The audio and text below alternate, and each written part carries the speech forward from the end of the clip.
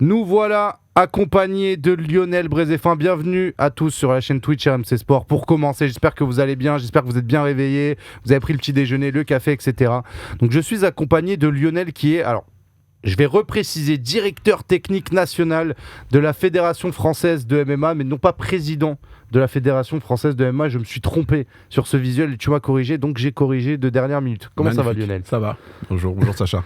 Merci d'être avec nous. Le but du jeu aujourd'hui pour nous deux, c'est de te poser un maximum de questions en fait sur le MMA en France, un sport qui se développe énormément, de connaître un petit peu mieux comment c'est encadré officiellement, donc de par cette fédération, et de poser un maximum de questions parce qu'on a toujours des questions sur un sport qui se développe, à savoir les compétitions, l'arbitrage, le dopage, comment c'est mis en place, comment la Fédé travaille, etc. Donc on va d'abord faire une partie un peu chronologique pour comprendre comment s'est construit la Fédé et comment toi tu as pu arriver à ce poste-là. Est-ce que tu le mets en place depuis 4 ans, parce que ça fait 4 ans à peu près que ça existe, ouais.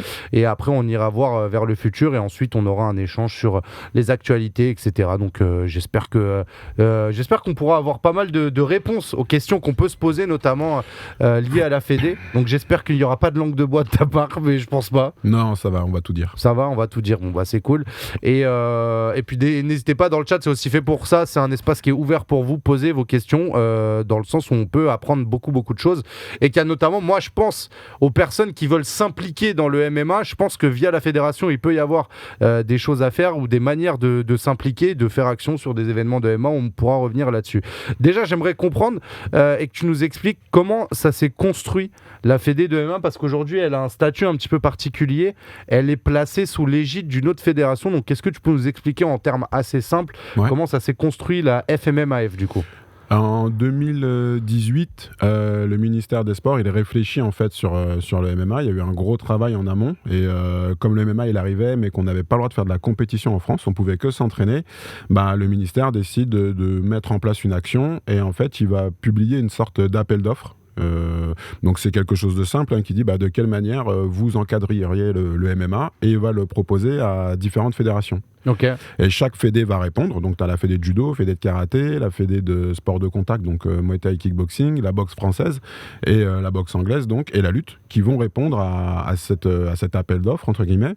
Et moi à cette époque, je viens d'intégrer la fédération de boxe et donc c'est moi qui remplis qui remplit le dossier, et c'est ce dossier-là qui sera retenu. D'accord, donc en gros, à l'époque, c'était proposez-moi les meilleures manières d'encadrer le MMA. Chaque fédération, vous me proposez un truc, et c'est celle de la fédération de boxe qui a été retenue, ce qui fait que ça crée la FMMAF. Et toi, c'est toi qui as rédigé du coup ce schéma-là ?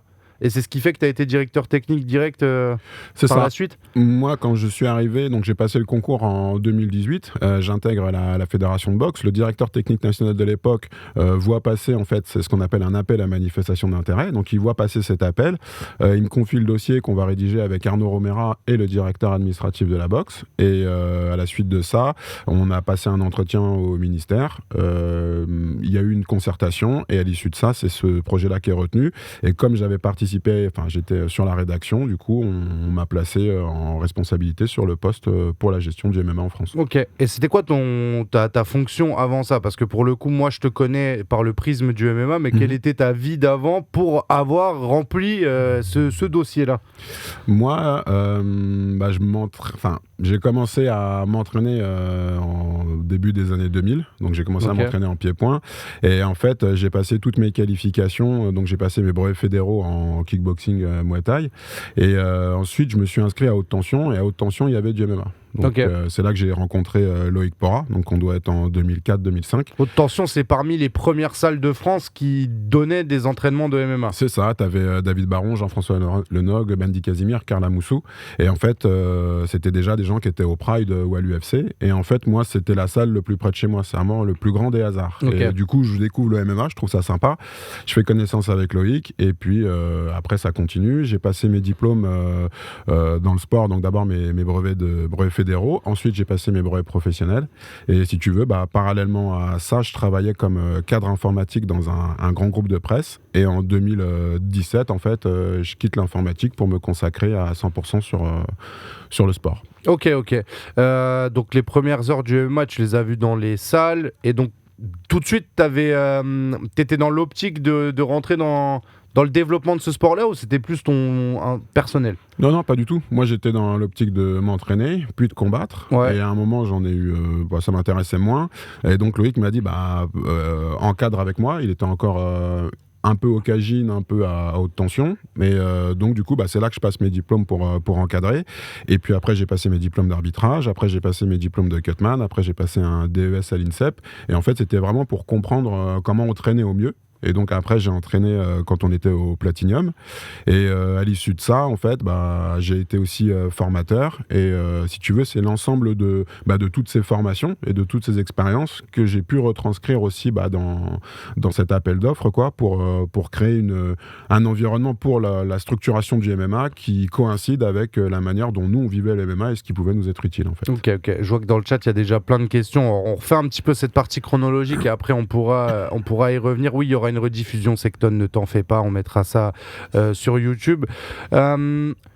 Est-ce qu'à l'époque déjà, même si le MMA n'était pas légal en France, on avait tout ce qui était équipe de France de MMA amateur, etc. Parce que il me semble que oui, mais comment c'est possible en fait? Ça, c'est un truc que j'ai jamais compris. En fait, le MMA, il n'était pas interdit. C'est la compétition en France qui était interdite. Donc tu pouvais avoir, c'est pour ça qu'on avait plein de salles comme le Factory ou etc. où tu avais du MMA et c'était marqué sur les devantures. Par contre, ce qui était interdit en France, c'était la compétition. Tu pouvais pas combattre. Donc on allait combattre à l'étranger. Bertrand Amoussou a monté la CFMMA à l'époque, et donc la CFMMA était un collectif reconnu par la Fédération internationale, et ce collectif justement avait des combattants issus au début d'un ou deux clubs, et après de plus en plus de clubs, pour pouvoir aller sur les championnats d'Europe et championnats du monde. D'accord, donc ça c'était un peu une asso limite en parallèle, mais qui s'était fait valider par la grande association internationale, qui permettait d'avoir une équipe de France amateur, même s'il n'y avait pas forcément de fédé ou de compétition en France. C'est ça. Donc ça c'était un point que moi tu te poses la question, tu te dis mais qui encadre? Du coup c'était un peu, tu t'imagines que l'équipe de France elle était un peu bizarre forcément. Moi, j'ai été sélectionneur sur cette équipe en 2016. Désolé. Et l'idée, ça a été justement dès 2016 avec notamment David Pierre-Louis de pouvoir créer une équipe avec une belle représentation des clubs français. C'est-à-dire qu'en 2016-2017, je fais le tour des clubs. J'écris à la Bushido, je vais à la Snake Team, je vais au Factory. Et l'idée, c'est de créer un collectif fort. Et c'est là que j'ai les contacts avec Aldric Cassata, Manon Fiorot, Axel Sola. Et on va créer un premier collectif en 2017 et on va essayer de conserver ce collectif, le faire mûrir, le représenter sur d'autres compétitions aussi bien aux Europes qu'au monde pour avoir quelque chose de plus en plus dense en fait. Et donc il y a eu des gens comme Aldric ensuite qui ont pris la relève, Nicolas Haute et tout.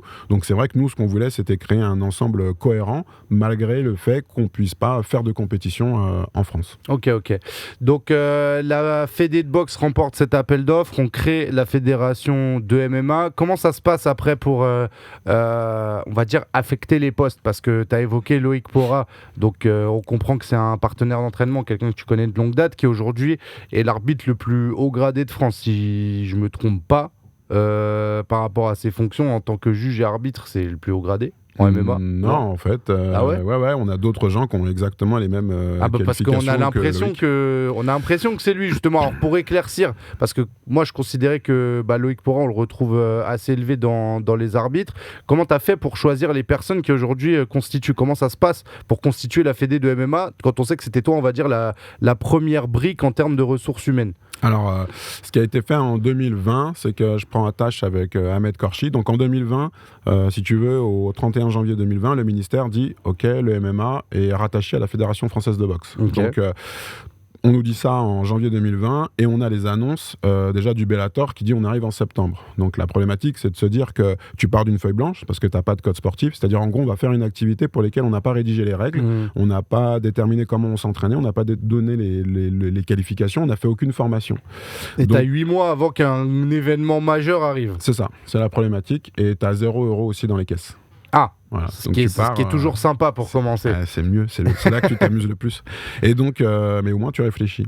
Et donc là, l'idée, ça a été de prendre attache avec Ahmed Korchi, qui travaillait déjà avec l'IMAF, donc était déjà arbitre international. D'accord.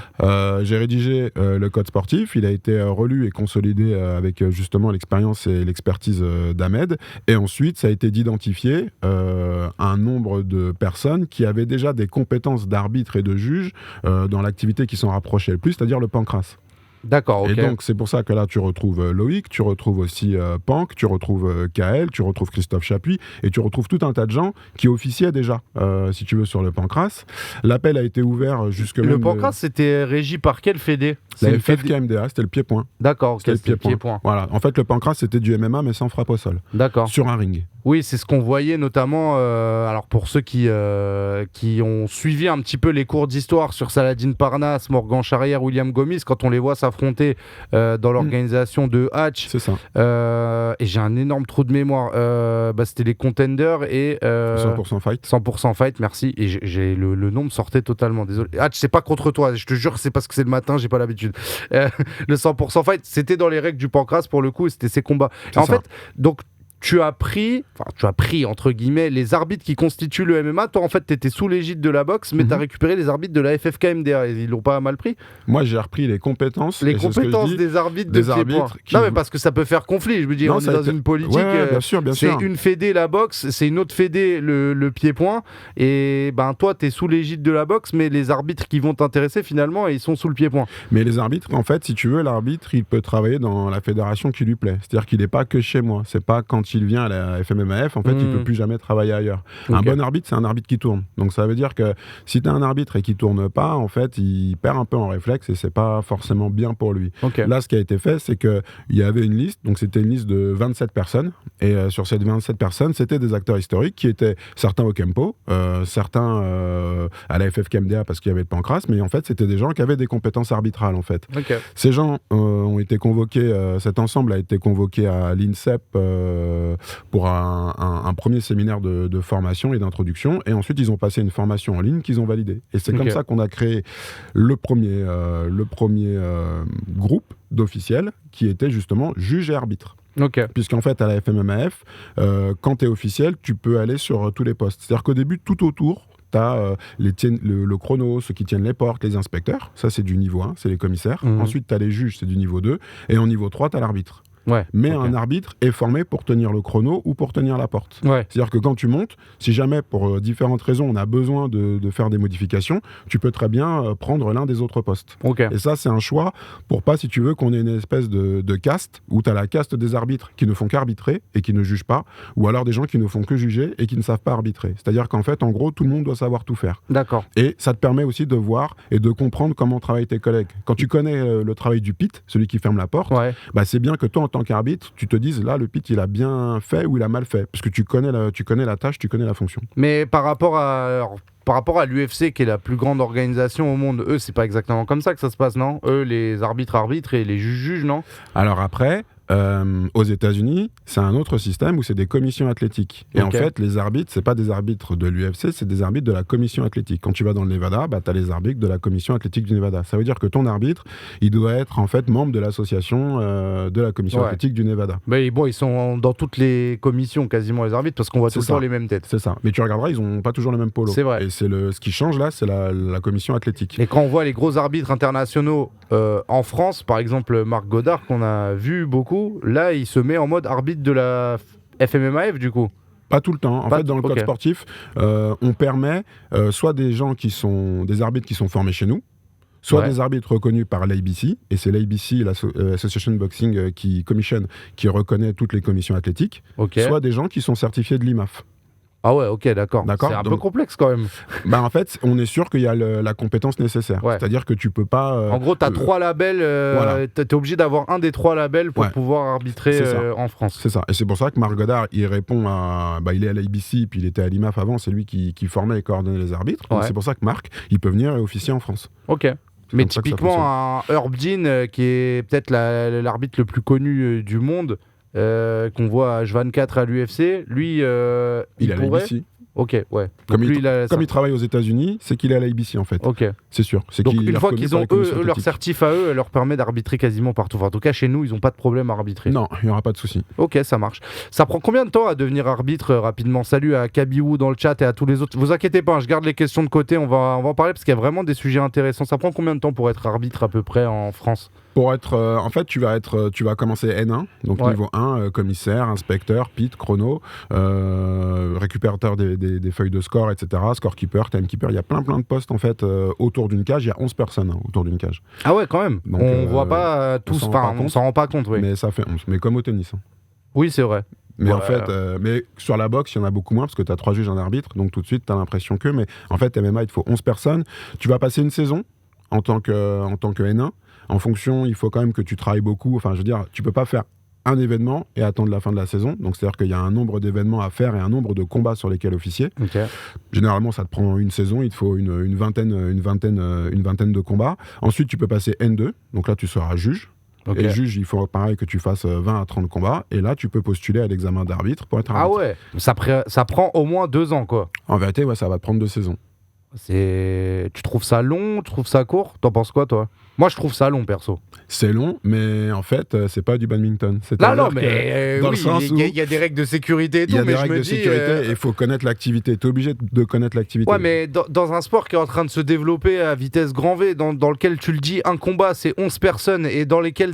Je prends un exemple tout con. La semaine dernière, tu as un week-end où tu as 4 événements en même temps quasiment en France. Donc ça veut dire que tu as 44 personnes à assurer. Comment tu fais pour recruter suffisamment de personnes si ça prend 2 ans pour en faire rentrer une? On l'a fait. Hein. Mais non, mais. Donc mais je veux dire, c'est pas. Non, mais à un moment donné, t'es tendu. Tu tires tes ressources au maximum. On le fait, c'est super tendu, mais on n'a pas de couac. Ouais. On est présent, on fait les 11, il n'y a pas de souci. Vaut mieux qu'on ait une sorte de régulation comme ça, plutôt qu'on ouvre les vannes et que, si tu veux, tu as regardé 4 UFC et tu deviens arbitre. Et là, on va avoir des problèmes. C'est pas ce que je dis, c'est pas ce que je dis. Et donc, ce qu'on a fait, c'est que là, des niveaux 1 formés, on en a 120. Ah ouais, quand même, donc ça va, il y a quand même des gens... Tu trouves qu'il y a beaucoup de gens qui postulent, pas assez? Comment tu te positionnes par rapport à ça? Oui, il y a beaucoup de gens, puisque si tu veux, il y en a... La formation N1 a été ouverte, on a 120 personnes qui se sont positionnées. Aujourd'hui, ces 120 personnes-là, pour qu'ils finalisent leur formation, il faut qu'ils soient mis, ce que nous on appelle en shadowing, en tuilage. Donc en fait, tu es avec un N1 expérimenté, et puis quand tu vas tourner, en fait, on va te dire, ah bah fais attention à ci, fais attention à ça, ou sinon tout se passe bien. Et ensuite, tu es certifié N1. Donc aujourd'hui, on en a 120, et en fait, si tu veux, la formation, elle a été fermée. Elle a été ouverte sur une période de 6 mois et elle a été fermée. Et elle est fermée parce que l'idée, c'est pas d'avoir 500 N1. Parce que sinon, on pourra jamais les faire tourner. Là, les N1, on va les faire passer à N2. Donc en fait, là, aujourd'hui, on a un pool qui doit être d'à peu près 25 juges. Et en arbitre qui tourne régulièrement, on en a en vérité une dizaine. Donc l'idée, c'est de passer les N1 en N2 et ensuite de qualifier les N2 qui le veulent en N3, en fait. Donc aujourd'hui, ça tient. Je pense que la configuration la plus tendue, c'est celle qu'on a eue en mai, avec effectivement plus d'une dizaine d'événements. Et pour autant, on s'est beaucoup gratté la tête, mais on a réussi à le faire, sachant qu'on a eu un peu de retard sur la formation des N1 vers N2. Donc ça va être régularisé à la rentrée. Donc le système, il devra tourner avec un maximum de qualité, je pense. Ok. Et alors, sans révéler tout, dans les profils qui postulent en N1, tu retrouves beaucoup de combattants ou de personnes qui sont impliquées dans le combat, ou est-ce que tu trouves des personnes qui sont extérieures, on va dire des profils qui ne sont pas identifiés dans la fédé de MMA? Non, il y a de tout. Il y a vraiment des gens qui sont passionnés, il y a des gens qui ont envie d'aider, qui ont envie de structurer, il y a des gens qui sont passionnés par le combat, tu as des gens qui sont entraîneurs, en fait, on a tous les profils. Okay. Sachant que pour le N1, tu n'as pas besoin d'avoir de grade technique, donc tu peux être N1 même si tu viens de commencer à t'intéresser au MMA. Pour le niveau 2, qui est le juge, il faut le grade vert, et pour le niveau 3, qui est arbitre, il faut le grade marron. Voilà. Mais ça veut dire que... Alors, là, je rentre dans les détails techniques un peu. C'est-à-dire que le premier niveau, donc pour être encadrant autour de la cage, etc., tu as besoin de rien. Oui. Mais par contre, pour passer juge, tu es obligé en fait d'avoir des notions de combat. Parce que quand tu parles de grade vert... de technique. C'est-à-dire que le grade vert, c'est un grade technique. Le grade vert, il te permet d'aller en compétition. Avec le grade vert, si tu veux, tu peux combattre en amateur. Ouais, mais moi, demain, si je dois passer le grade vert, je dois passer le grade vert. C'est-à-dire que je dois l'obtenir. C'est-à-dire que je dois... lors d'un examen, te montrer que je sais me sortir de situations de combat, techniquement. Ouais, c'est ça. Donc, je rentre un peu plus dans le concret, tu vois. Je suis pas... C'est pas que de la théorie et des fondamentaux. Parce qu'en fait, imagine, tu as ton grade vert, tu deviens juge, il faut quand même que tu puisses juger l'action. Si tu n'as jamais pratiqué et que tu t'assois autour de la table et tu dis le rouge a gagné, ça va être complexe. Donc comme au tennis, il faut être classé pour être arbitre ou pour être juge de ligne, il faut quand même comprendre et pratiquer, tout du moins pratiquer.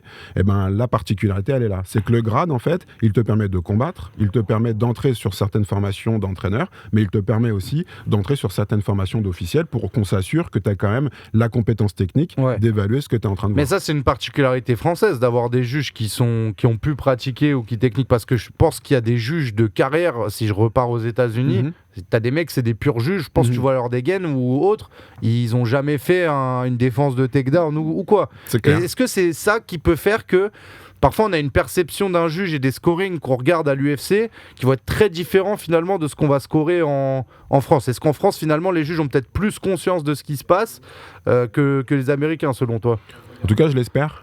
C'est ça le but. L'idée, c'est ça. L'idée, c'est que si on attend une compétence technique, c'est pour ça.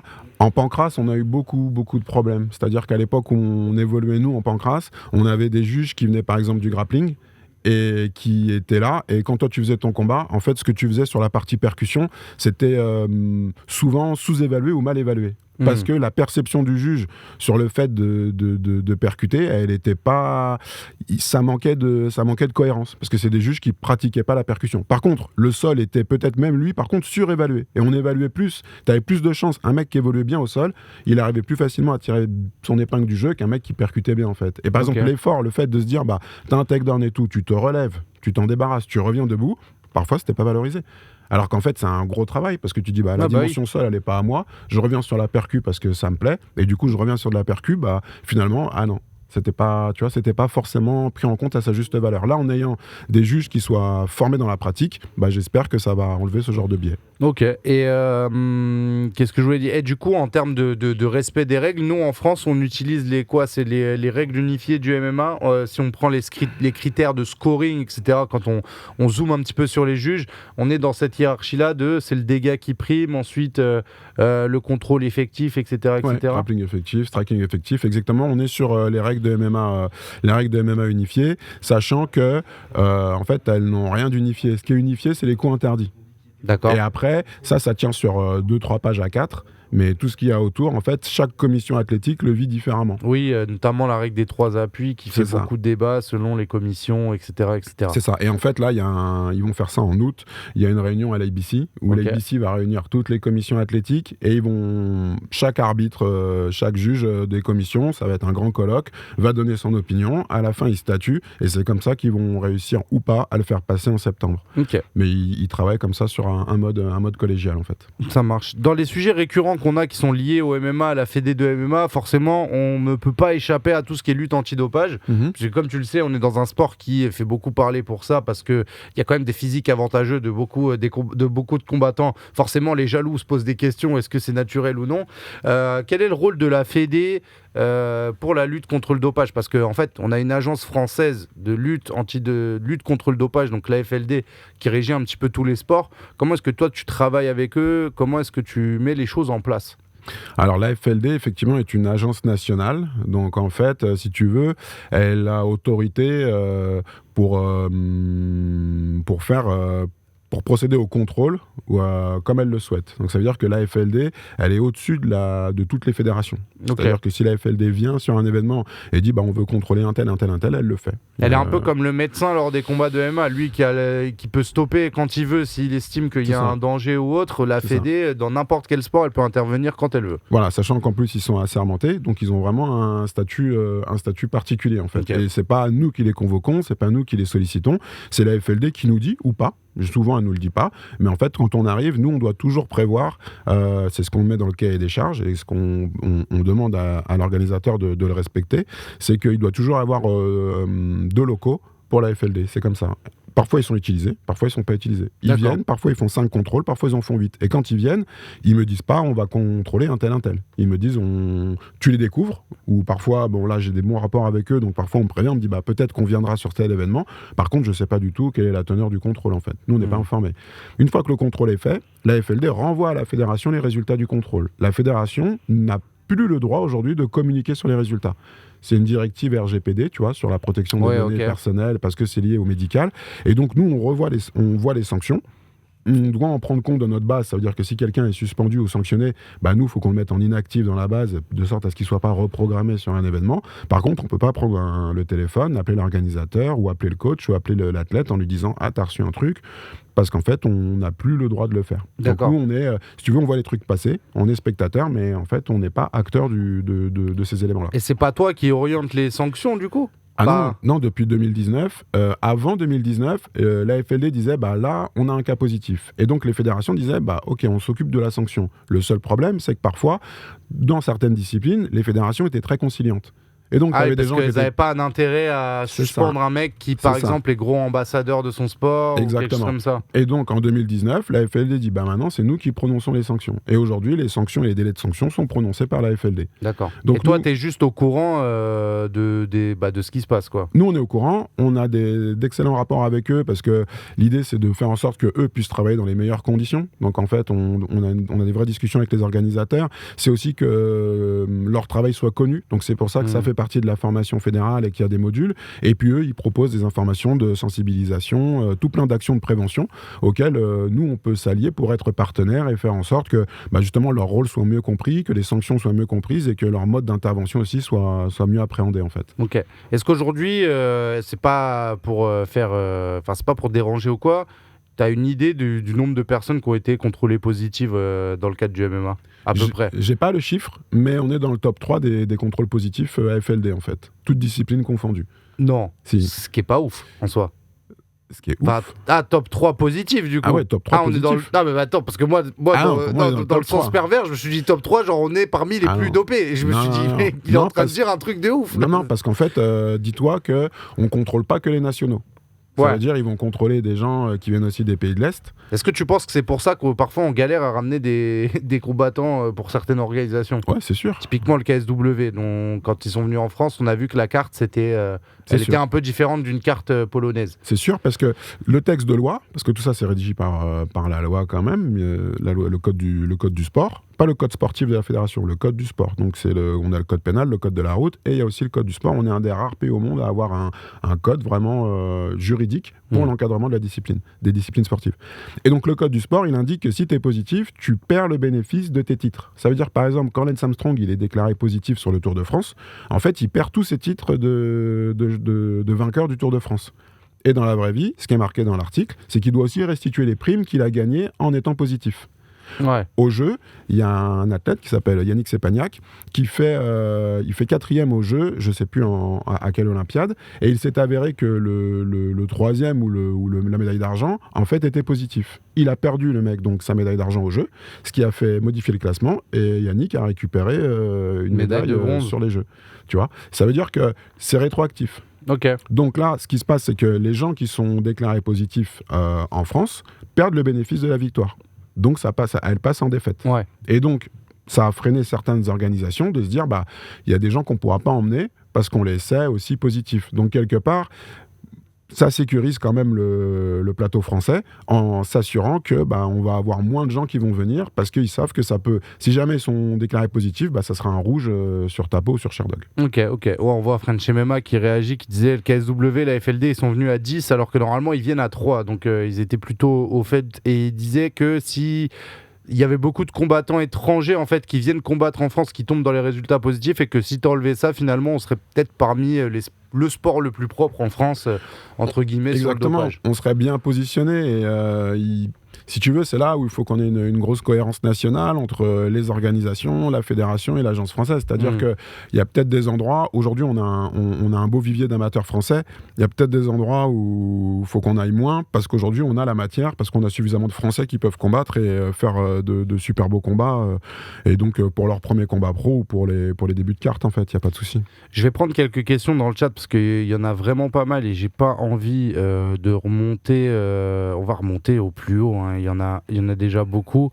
J'aimerais savoir, est-ce qu'en gagnant les championnats de France, c'est certifié qu'on soit envoyé aux IMAF, donc qui sont les mondiaux amateurs? Comment ça se passe pour constituer l'équipe de France de MMA amateur, pour le coup? Alors l'équipe de France, le champion de France, c'est lui qui sera classé numéro 1 pour aller sur une représentation aux IMAF, championnat du monde ou championnat d'Europe.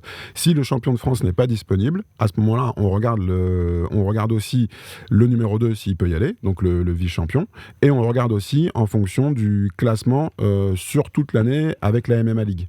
D'accord, mais que en te basant sur le classement MMA League. Donc le classement, on va dire, que toi tu gères. C'est ça. Tu peux rappeler vite fait ce que c'est la MMA League pour ceux qui ne savent pas? La MMA League, c'est un tournoi amateur qui est organisé sur toute la France avec différentes étapes. C'est un tournoi, donc on ne choisit pas son adversaire, c'est à élimination directe. Et à l'issue de cette saison, à l'issue de la saison de MMA League, tu gagnes des points, toi et ton club aussi. Et les 8 meilleurs de chaque catégorie viennent au championnat de France qui auront lieu d'ailleurs le 8 et 9 à l'école polytechnique. Ce week-end justement pour faire la passerelle. Et donc si tu gagnes, on va dire, ta catégorie, tu es assuré d'avoir une place en équipe de France, mais si tu peux le faire, quoi, si tu es disponible, etc. Mais pourquoi parfois dans certaines catégories on peut avoir 2 représentants? Alors ça dépend de l'IMAF. Si tu veux, l'IMAF, parfois, quand ils ouvrent les compétitions, parfois tu peux mettre un représentant par caté de poids. Et s'ils se rendent compte que peut-être il y a moins de monde, par exemple sur les Europes ou sur les mondes, parfois ils ouvrent 2 catés. Ça dépend. Il y a des années où il y avait une seule personne. Et puis là, tu vois, on a fait les Europes, il y avait 2 places. Et on a fait les mondes avant, il y avait 2 places aussi. Mais c'est pas systématique. Ça, c'est pas nous qui gérons, c'est la Fédération internationale. Ok. Il y a une autre question qui est intéressante avec la recrudescence des événements. Comment pouvez-vous intervenir afin d'éviter ou limiter des combats déséquilibrés comme ce fut le cas ces dernières semaines dans des galas pro? Alors, on reprend un peu ce que je vais remettre dans le contexte et je vais quand même assez parler français parce que on n'a pas grand chose à se cacher. La semaine dernière, il y a eu 2 événements qui ont pas mal fait parler, même on peut dire 3 somme toute, 3 événements français avec l'AEF, le KOF puis l'Hexagone, dans lesquels beaucoup de personnes du public ont considéré que certaines oppositions étaient déséquilibrées. Est-ce que la fédération a un rôle à jouer là-dedans ou pas du tout? Alors, elle le joue déjà, elle le joue depuis 2020.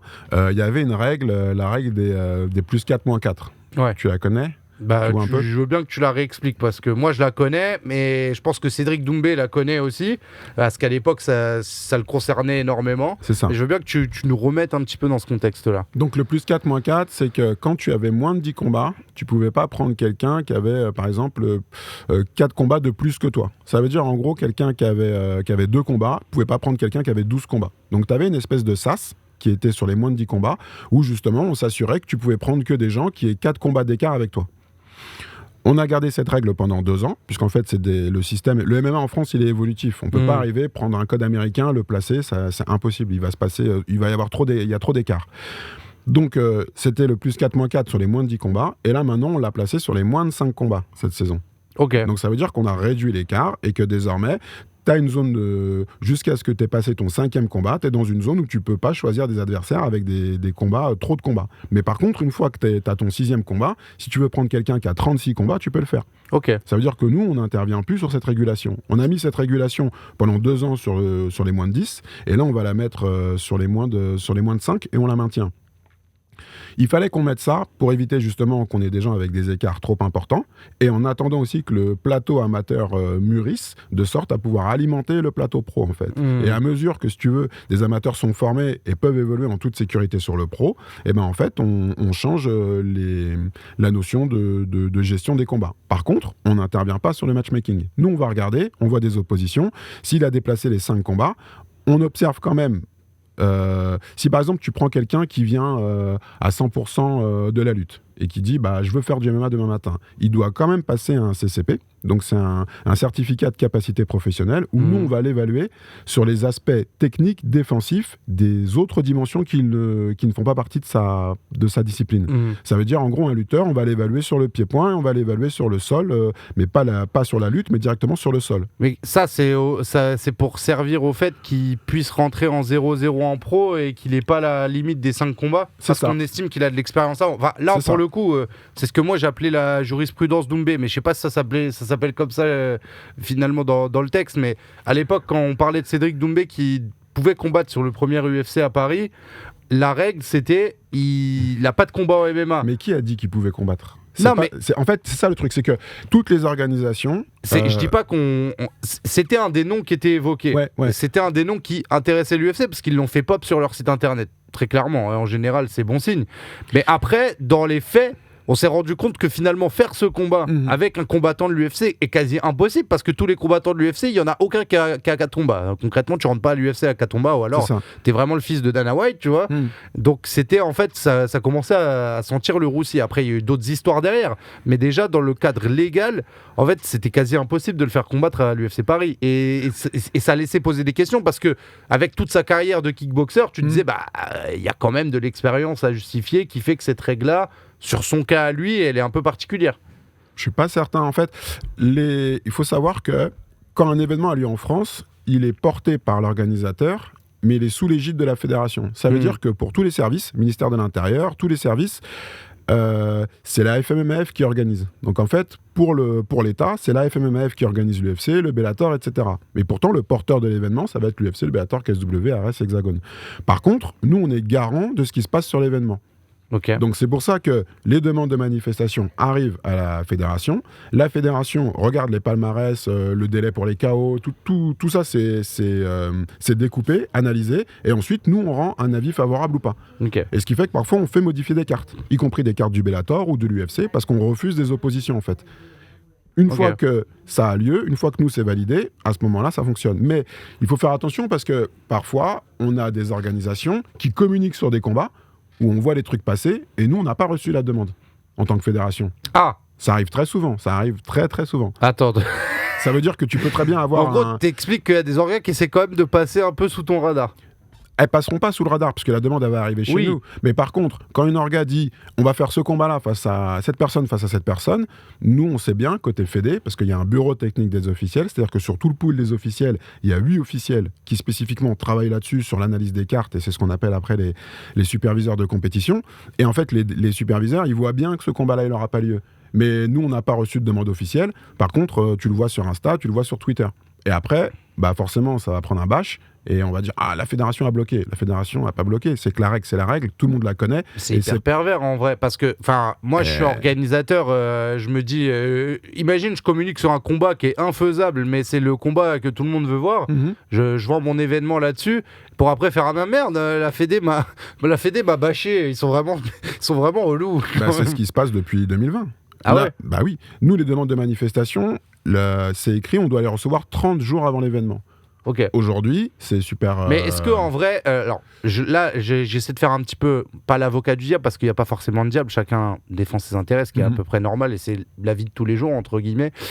Moi, je suis organisateur quand même, c'est super galère, parce que j'annonce une carte. Déjà, avoir une carte un mois à l'avance, ça veut dire que j'ai super bien bossé, pour le coup. Il n'y a pas toutes les orgas qui arrivent à finaliser une carte à 30 jours de l'événement, je pense. C'est impossible. Comment tu fais dans les short notice? Parce que c'est ce qui arrive là, dans beaucoup d'orgas, on le voit. T'as une carte sur le papier, allez, à 3 jours de l'événement, finalement, t'as 3 combats à changer. Comment tu fais? C'est super compliqué. Alors aujourd'hui, dans les faits, on n'est pas sur les 30 jours, on n'est pas sur les 20 jours. Ouais. C'est-à-dire on a des modifications de cartes jusqu'encore la semaine du combat. Ouais, c'est ça. Mais je veux dire, est-ce que ça met pas trop de contraintes aux organisateurs aussi? Non, mais ils le font, t'inquiète pas pour eux. Okay. Ils n'ont pas de souci à modifier les cartes. Ils ont un document où ils peuvent faire les modifications et on est très tolérant sur les modifications. Okay. Ce que je dis, c'est que je vois sur Tapologie des événements sur certaines orgas qui sont annoncés. Sur septembre, sur juillet, août. Alors que il n'y a aucun moyen que ça existe. Et nous, on n'a pas la demande, en fait. Ouais. Nous, on ne le sait pas. C'est-à-dire que si moi, je ne vais pas sur Tapologie, je ne sais pas qu'un tel va faire un événement en septembre. Et du coup, comme ça, tu vas toquer à la porte ou t'attends que le mec te contacte? J'attends que le mec me contacte parce qu'en fait, on va pas passer notre vie sur Tapologie à regarder et à scruter toutes les organisations. Oui. Donc en fait, est-ce qui va créer des problèmes, puisque comme on l'a dit, il faut des officiels et tu peux pas arriver comme une fleur à 20 jours et dire au fait, on organise là en fait. Et ça marche pour des organisateurs nationaux, comme pour des très grosses organisations où parfois en fait, on apprend certaines dates du mois de septembre et on l'apprend limite 1 heure ou 2 heures avant les réseaux en fait. Donc c'est rassurant. C'est quoi, selon toi, je remonte dans les questions, les règles ou alors les sujets qui sont... En fait, les sujets qui t'énervent, parce que j'imagine que toi, en tant que DTN, tu dois lire ou voir ou entendre des choses, des raccourcis, en fait, des choses fausses sur le MMA ou sur la Fédé. C'est quoi les trucs les plus récurrents qui t'embêtent? L'activité, en fait, elle s'est beaucoup développée et on a beaucoup de gens qui sont venus au MMA et depuis 2-3 années, en fait. Et t'as plein de gens qui perçoivent pas encore l'activité MMA comme elle est perçue par les gens et les experts qui travaillent à la fédération, que ce soit Johnny Frachet, on a dit Loïc Porra, Adrien Caillol, Christophe Chapuis, Benjamin Nora. En fait, c'est des gens qui sont dans le MMA depuis très très très longtemps. Donc en fait, il y a des choses qui pour nous sont faites comme ça et sont tout à fait pertinentes, mais qui sont difficiles à comprendre quand on est de l'extérieur. Il y a des décisions arbitrales que les gens ne comprennent pas parce que il y a peut-être une lecture qui est pas encore qui est encore un petit peu trop tu vois, un petit peu trop simple, un petit peu trop effacé par rapport à la complexité. Et il y a beaucoup de complexité sur le projet. Et tu as des cas concrets par rapport à ça, parce que quand tu me parles de décision arbitrale, moi je vais repenser forcément à tous les cas qui ont beaucoup fait parler. Donc je peux te parler de Baki Doumbé, je peux te parler de Leto Duclos Fontes. Bon, j'en ai pas là tout de suite, j'en ai pas. C'est les deux qui m'ont le plus marqué, on va dire, un peu récemment. Par rapport à ça, est-ce que tu as des choses à ajouter par rapport aux décisions qui ont été prises? Alors on rappelle le combat de Cédric Doumbé contre Baki, il y a eu cette histoire d'écharde, il y a eu cette histoire d'arrêt de combat.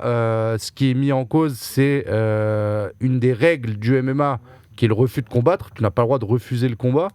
Et c'est ce qui amènerait le TKO. Une décision qui a été contestée a priori par Cédric Doumbé. Je dis a priori parce que c'est ce qui a été déclaré, mais je n'ai pas les papiers sous les yeux et j'ai pas non plus fait l'enquête parce que je pense que le gossip MMA, on est encore un peu jeune pour rentrer là-dedans. Mais concrètement, c'est quoi la procédure et pourquoi ça finit comme ça?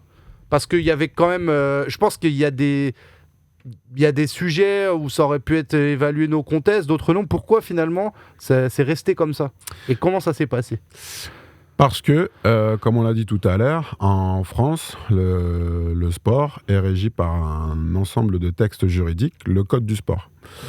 Et dans le Code du sport, il est stipulé que l'arbitre est le seul à avoir, en fait, à pouvoir évaluer la situation. Donc si tu as un arbitre qui dit que là, la balle est dehors, si te dit que là, la balle est faute, en fait, la balle est faute. Ouais, mais si demain, je regarde au replay et qu'elle est clairement pas faute.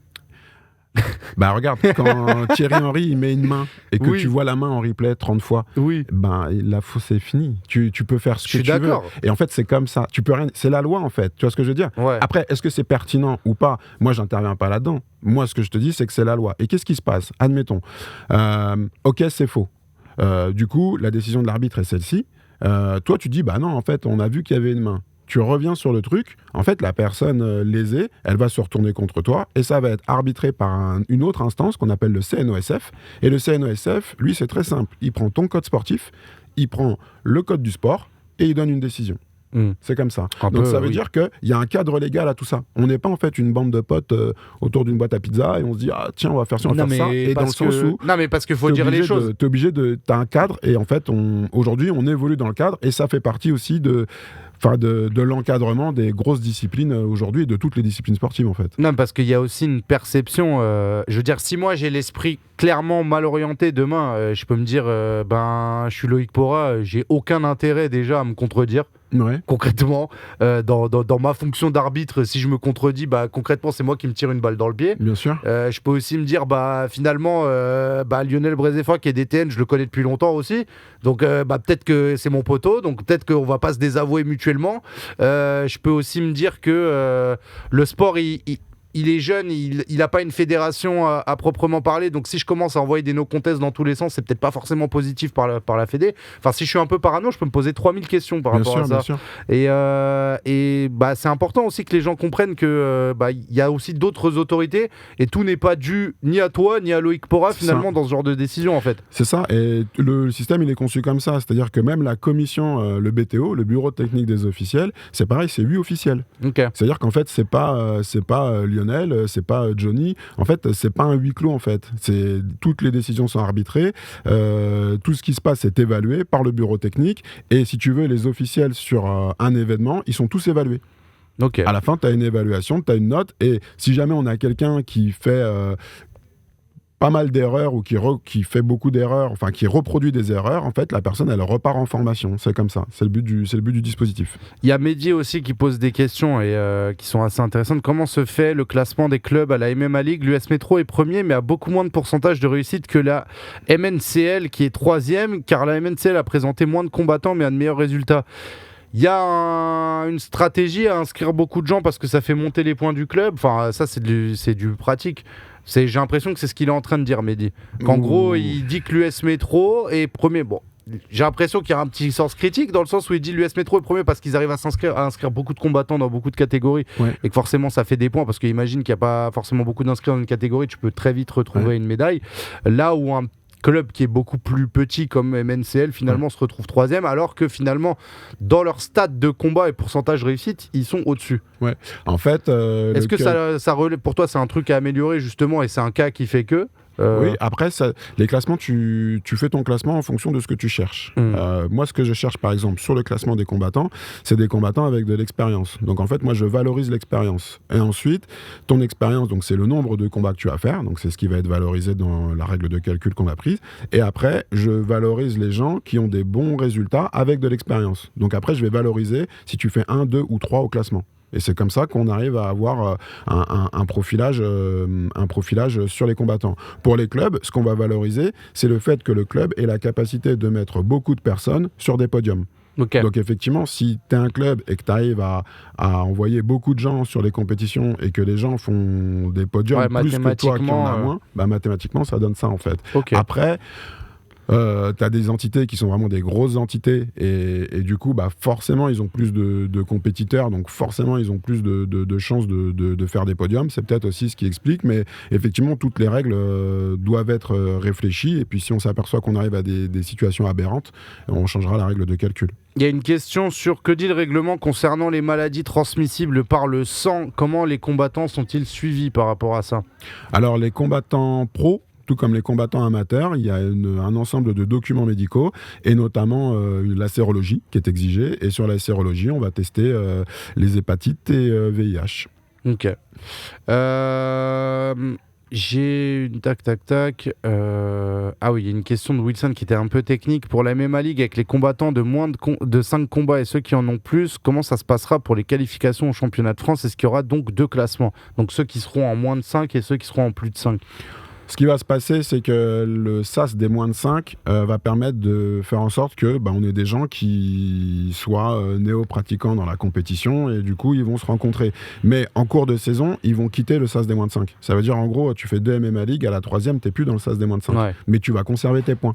Okay. Donc, à la fin de la saison, si tu es un combattant régulier, tu auras rebasculé en cours de saison au-dessus des plus 5, et donc tu seras dans le classement général. De toute façon, le moins de 5, c'est une période qui, allez, si t'as le temps et que t'as les moyens de te déplacer, en 2-3 mois, c'est terminé. Oui, oui. C'est juste pour être sûr qu'il n'y ait pas quelque chose de trop frontal quand tu fais ta première MMA League, quoi. Est-ce que la fédération souhaite mettre en place un encadrement des managers et ou un cursus pour devenir manager? On le rappelle que le manager, c'est un rôle qui est particulièrement essentiel dans le MMA parce que c'est la personne qui gère ta carrière sportive, donc qui va chercher tes combats dans le monde professionnel, même dans le monde amateur, puisqu'aujourd'hui on a quand même des événements privés avec des combattants amateurs. Oui. Est-ce que la Fédé veut avoir un regard là-dessus? Parce que on le sait que c'est toujours un rôle qui fait énormément jaser, parce que souvent les managers ont des intérêts un petit peu partout, et ça c'est pas que français, hein, c'est partout dans le monde, et ça revient à la nuit des temps en boxe où en fait t'es manager, promoteur, enfin tu choisis tout et t'encadres tout finalement, parce que t'aimes beaucoup l'argent. C'est très réducteur, mais c'est un peu la raison. Est-ce que justement la Fédé veut intervenir là-dessus? Ça fait partie des projets qui ont été énoncés justement dans l'AMI, là, dans l'appel d'offres dont on parlait, et l'idée c'est de pouvoir mettre en place la formation pour devenir agent sportif avec la spécialité MMA. Donc en fait, la carte d'agent sportif, c'est celle qu'on retrouve pour les agents sportifs professionnels, dans laquelle tu as une formation qui s'appuie sur le droit du sport, dont on parlait, mais aussi le droit des contrats et le droit des assurances. Et l'idée, c'est d'avoir des gens qui sont formés sur cette partie-là, et après, le deuxième volet de cette formation, c'est spécifiquement sur le MMA et l'encadrement justement du MMA.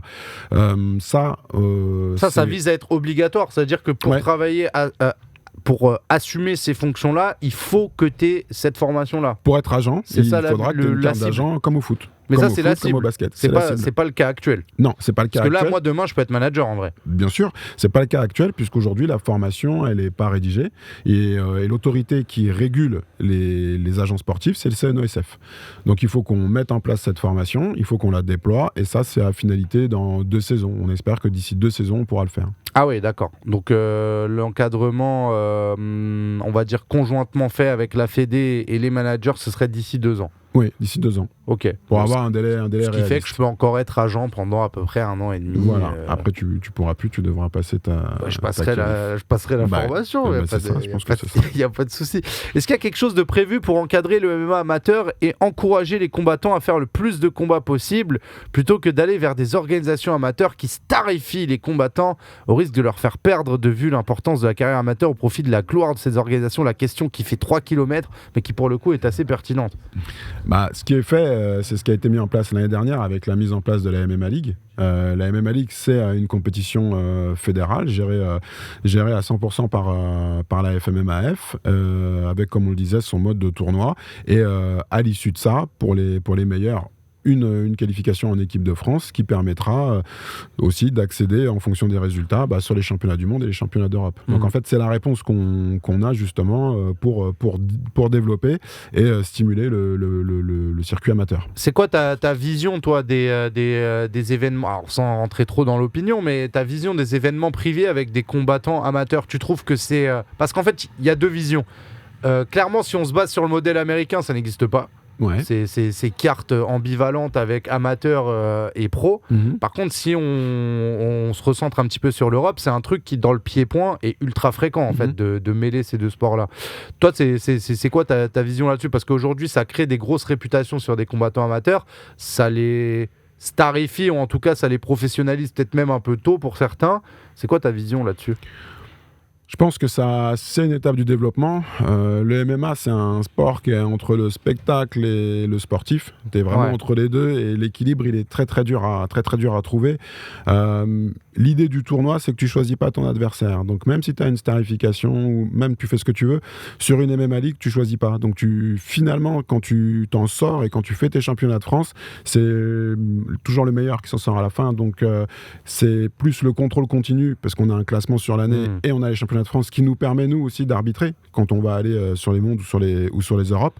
Donc en fait, aujourd'hui, sur cette partie spectacle, nous en tant que fédération, on n'a pas trop de positionnement, si tu veux. Pour nous, c'est bien parce que ça stimule le marché amateur et on a quand même un marché amateur qui est assez efficace. Et quand on voit ce qui a été fait dans d'autres sports, et notamment des sports de percussion, on voit que les amateurs sont quand même moins représentés. C'est quand même pas mal là, qu'il y ait un peu de lumière sur eux parce que ça reste quand même des combattants de très bonne qualité en fait. Okay. Il y a beaucoup de gens, French MMA, qui dit dans les MMA européens aussi, AFL, Cage Warriors, ils font du mélange amateur et pro, effectivement. C'est un truc que je vois beaucoup en Europe, je voyais beaucoup moins en fait sur le continent américain, mais tu sais, moi je trouve que ça prend son héritage aussi du pied-point où c'est le cas encore aujourd'hui, ça a toujours été le cas où on mixait sur les cartes, t'avais un petit peu de tout. Même en boxe, aujourd'hui, tu vois pas facilement de la boxe amateur et de la boxe pro sur les cartes. Je l'avais vu là sur un événement, c'était l'événement de Rima Yadi, le dernier où il y avait un boxeur amateur, mais oui, c'est vrai. Mais moi, je sais que sur des compétitions de Muay Thai ou des galas comme ça, moi j'en vois beaucoup pour le coup. Parce que le Muay Thai, tu sais, comme ils ont régulé avec différentes classes, finalement, ce que tu vas avoir des combats classe A et après tu vas avoir des combats classe B, mais en fait, tes classes B, ça serait ce qui correspondrait à de l'amateur chez nous en fait. Qu'est-ce que je voulais dire? Qu'est-ce qui manque à la MMA League? Parce qu'aujourd'hui, beaucoup de gens regardent, parce que nous, on est aussi diffuseurs de l'événement, et tout le monde s'accorde à dire que le format, il est quand même plutôt bien, que tous les combattants passent par là, et que c'est vraiment là où on découvre aussi les combattants amateurs, et ça, c'est quand même assez stylé. Et après, voilà, on sait que c'est fait avec les moyens de la Fédé. On aimerait que ce soit encore mieux diffusé, encore plus beau gosse, etc. Est-ce qu'il y a des moyens d'aider là-dessus? Qu'est-ce qui manque encore à ce format-là pour qu'il soit optimal selon toi? Ce qui nous manque, c'est de l'argent. en vrai. C'est-à-dire qu'aujourd'hui, une MMA League, ça coûte entre 25 et 28 000 euros. Ça rapporte pas d'argent, une MMA League. C'est-à-dire que ce que la fédération récupère avec les taxes fédérales sur les organisateurs pro, c'est réinjecté dans la MMA League. C'est-à-dire ce qu'on va récupérer sur l'UFC, KSW, Ares, Hexagone, cet argent-là, il repart pour alimenter le circuit amateur. Et le circuit amateur va ensuite créer des gens qui vont évoluer en pro, et donc ça va faire tourner les organisations. C'est un ensemble écologique circulaire, en fait. Aujourd'hui, faut savoir qu'on a beaucoup de gens qui pratiquent le MMA sans être licenciés. Ah! Moi, j'ai que 8000 licenciés dans la base. Je pense pas que j'ai que 8000 personnes qui pratiquent le MMA. Je pense que si je fais la somme de 4 clubs sur Paris, les 8000, je les remplis très largement. Tu vois, French MMA, il dit, est-ce que typiquement aller sur place, c'est un truc qui aide à la cause? Non, parce qu'aujourd'hui, si tu veux, pourquoi on a mis en place ce système de pouvoir les regarder, justement grâce à vous, et je vous en remercie, c'est pour diffuser l'offre. Aujourd'hui, je ne vais pas faire de l'argent sur la billetterie. Le but du jeu, c'est pas ça. Il n'est pas là, en fait. Là, normalement, dans un système cohérent, les gens qui pratiquent sont licenciés. Aujourd'hui, les gens qui pratiquent ne sont pas licenciés. Ils ont payé une cotisation dans un club, mais ça ne veut pas dire qu'ils ont une licence à la fédération. Okay. Qu'on ait aujourd'hui 8000 licenciés, c'est qu'il y a un truc qui tourne pas rond, c'est que les clubs ne licencient pas leurs adhérents, en fait. La licence, elle t'apporte une assurance, c'est-à-dire que tu es quand même couvert pour la pratique. Combien concrètement? Parce que moi, dans 23 euros. Ouais, ok. J'allais te dire parce que nous, dans les clubs d'autres sports co, on paye pas la licence parce que souvent c'est relou et que ça coûte un bras, mais... 23 euros. 23 euros, c'est pas un bras, c'est un ongle. C'est un petit ongle. C'est un petit c'est doigt. C'est deux menus best-of. Ouais, non, c'est pas ouf. Ouais. Donc en fait, si les gens ne prennent pas la licence, c'est soit par conviction, soit par méconnaissance aussi. Il y a plein de gens qui disent « Ah bah non, mais moi je suis dans tel club, obligé, je suis licencié. » J'ai des gros clubs sur Paris, quand on voit des gens à l'UFC, ils ont 32 licenciés. Ah, pas problème. Cool. Non, pas sympa. Donc, résultat... Payer, là. Donc, mais résultat... non, mais payer, comme ça, on est le meilleur MMA League derrière. Bah oui, c'est difficile pour nous de faire des événements, si tu veux, si j'ai pas de recettes.